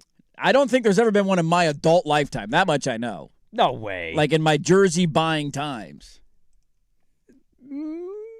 Is there one that am I blanking on? Did I miss one? This is going to drive me crazy. You know what? There might actually been, now that I'm thinking back. Who was Armand Johnson. Armand Johnson, the point guard from Nevada. That's what who I say. was thinking of. What year was Armand Armand Johnson here? Was that like 05? 2010. 2010. God, that was later than I thought. Yeah, it was. Okay, fair. Touche. I could have bought Keon enough. Johnson. Keon, yeah. Well, yeah. We've had some Johnsons. Steve Johnson's the best one. He's the best one, yeah. Well, if I can find one of those jerseys online, I'll go buy it. Dave Johnson? Who could forget? You don't remember Dave? Big fan of Dave. That's my dad, dude. Played for the Blazers back in the day. Yeah, Steve Johnson was here 86 through 89. Okay, well, if they draft a player with Johnson first name or last name tonight, well, but what's the? I think gonna the go buy a threshold jersey. here matters. Like Keon Johnson was here in 2022, 2023. I don't think they ever sold his jersey. Well, you could, yeah. I can customize one. I don't think you can go buy it on the fan You shop. take Raven Johnson 7th in WNBA draft. They're selling those jerseys. They're putting the jersey. They're out. available. Now, Armand Johnson, good throwback. I probably could have. They probably sold that. Was he a second-round pick, Armand? Sure. Why not? Yeah. Back in our. I'm gonna guess. Back in our prime. I would say this too. Of the two Johnsons, like Raven might be better, but Flage is definitely going to be one that, like, I think you buy with a lot more confidence of. Yes. Will get you more. That'll get you more attention. Popularity. Because her popularity spills over it. Yes. She's a musician Yep. and all sorts of things. Yeah. So fits right in with Dame. They could collab on She's a new record really and popular. album. Yeah. Is she really? Okay. Yeah. All right. Learn something new every day. And I love she's a it. real. I mean, she's obviously, this goes without saying. She's obviously a great basketball player. What number does she wear? You know that off the top of your head? I do not. Number's important when you're buying a jersey. I want it to be like, she's not like a 99 person, is she? No. No, I think she had a regular number. basketball number. Because She's look, like the red 11. ones, the red ones are fine. I like the white Fire jerseys. That's a good look. I still wish they would have gone with a different name, but the white one's a 4. pretty clean look. Oh, 4 solid. I can Number rock 4. 4. A 4 Johnson is pretty good. 4 Johnson. Yeah. 4, please. T-shot Johnson 4. Hey. There you go. Yeah. Yell that a lot. All right, so the WNBA draft is tonight, 4:30 start. You think you're gonna go to a game this summer? I'm going to try to, yeah. I'd I mean, say now that we're officially the their- home of the Fire. Yeah, their first Talk about that, right? 3 or 4 games are at home. They get the Sky to open. They have back-to-back games against the Liberty. The Sky game's gonna suck. My niece is super into basketball. She loves playing. I went to a bunch of her games this year, and so I'll try and grab some tickets for her and the brother and his kiddos and take everybody. That'd be a blast. Now man. the Liberty game, that's a game to go to. The Liberty. I'm gonna in go to a addition cheap game. Sabrina picked up Satu Sabale. We got Ducks teaming up. Duck. So, A cheap game. I mean, not the Indiana Fever game or the Liberty game. Oh, well, internally. I mean, internally, yeah. Cheap. I don't know. Well, I mean, just a more affordable price. Yeah. Yeah, is what I would look for. But we're the home. We are. Am I going to have tickets, or are we gobbling all those up? You probably already asked for all of them. I have not asked. I for think any. you and Swag took all the tickets for the entire summer. Swag's got the hops. There's none left. Swag ain't They're available. all gone. Buddy, go to Swag all ain't of them. available. I think the Tunger's out there every night. The Tunger I could see definitely. He's at Yeah. WNBA games every day. I could see the Tunger just waltzing in by 9:30 in a Flage Johnson uniform. Like that's his work outfit. Hopefully they take somebody with last name Johnson. I'll watch it. I'll tune in. There's nothing else really going on. My baseball team sucks, so why the hell not? Let's watch WNBA draft. It is tonight. Did you guys lose to the O's? We lost 2 out of 3. Yeah, yeah. We sucked. Let me tell you this: it's great to win a series 13-1 on Sunday Night Baseball, and then get the tease of next Sunday night. Your team again. Yeah, you guys are back on next Sunday? Against the Phillies. Did you watch Peacock last night? I did. Was it on the Peacock? No, it was on NBC last night. it was an actual 'cause NBC They game? didn't have any NBA. My guy. Who's your guy? Andrew. Pretty bad. Yeah. I And I do love my like guy. that they're using the local guys at least to start They're the bringing in the season. former players for the teams that they're doing. Oh, they're still doing it? Okay. And Andrew Jones was not good. I don't know if he talked. kinda Every went time Luke. they went, they'd be like, "CC, you're in the dugout. What would you throw here? I'll throw a 2-seamer, a 4-seamer." Sounds like me working the LSI years ago with Swag. After a couple of minutes, I'm like, dude, I'm not needed here. I'm going to put my microphone up Wait a and minute. eat a sandwich. Swag, between the two of us, who did you think was better on the LSI? It's color commentator. Color commentator. It better review? be you. If it's not you, you got You problems. jumped in with some Yeah. things. Dirt looked I was like, you know. I don't know where to put my Dirt. hands. Where's Cleveland? I'm pretty sure that halfway through the first quarter, I just got up and they had a catering thing. I just Oh, got yeah, a plate you of went food. into the hospitality Like, I'm room. gonna go get some food. Brandon Roy's right here. That's pretty cool. There you It was go. the year Roy was there. It's so tough. Standing 10 feet away. High school basketball is so tough. There's no media timeout. There's so no we're- break. We're You're wedging in going. a 30-second timeout. Swag's he's plowing through all this. I'm like, it's a nice free throw. Basically, Back if I to you, needed Swag. to take a sip of water or a Yeah. cough or Yeah. something at that point. The talking windows are super limited in basketball. Like I remember thinking of like All right, I'm watching. What can I use? There's no video reviews in high school basketball. Replays to go back on, because that's usually what the color guy will do. The replay. Okay, let's see who touched it last. There's no media timeout, so you're coming back and you got a minute and a half to fill before play resumes. I can only imagine the tape of you going, Dirt, what are you seeing right there on that last possession by Tualatin? I got some lasagna in my mouth. Bologna's underrated. I'll tell you what, man, this 3-peat lasagna is really good. Got a younger Bill Walton on our high school broadcast Have here. you ever seen a Pull it down, big man. We've been blown and gone. All right, well, WNBA draft tonight, excited. Go Portland Fire. The journey begins. Well, not really. It already began, but it takes another step. It begins It's more. When's the first game of the year? Sometime early May, 9th, right? May 9th. Less than a month away. Yeah. Training camp's right around the corner. Looking forward to it. So we got that going for us. Lots to get to in the final hour. We'll start with this question. Does he hit the over or the under? Next on The Fan.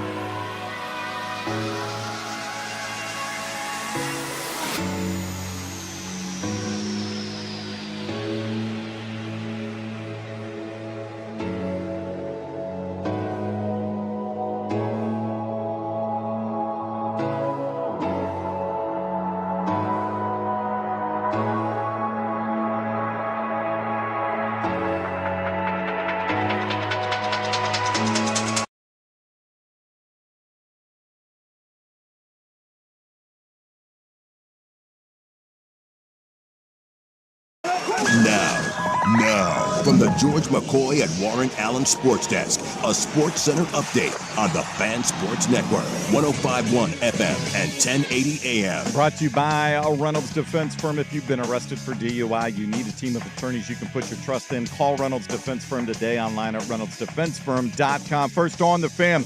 Trailblazers finished the regular season 42-40 after beating the Kings Sunday 122-110. They are the 8th seed in the West. They're next up in the play-in game at 7th-seeded Phoenix Tuesday night. The winner of that game is the 7th seed in the playoff bracket, taking on the San Antonio Spurs in round 1. Portland Fire set to add to their inaugural roster tonight. They hold picks 7, 17, and 37 for the WNBA rookie draft tonight.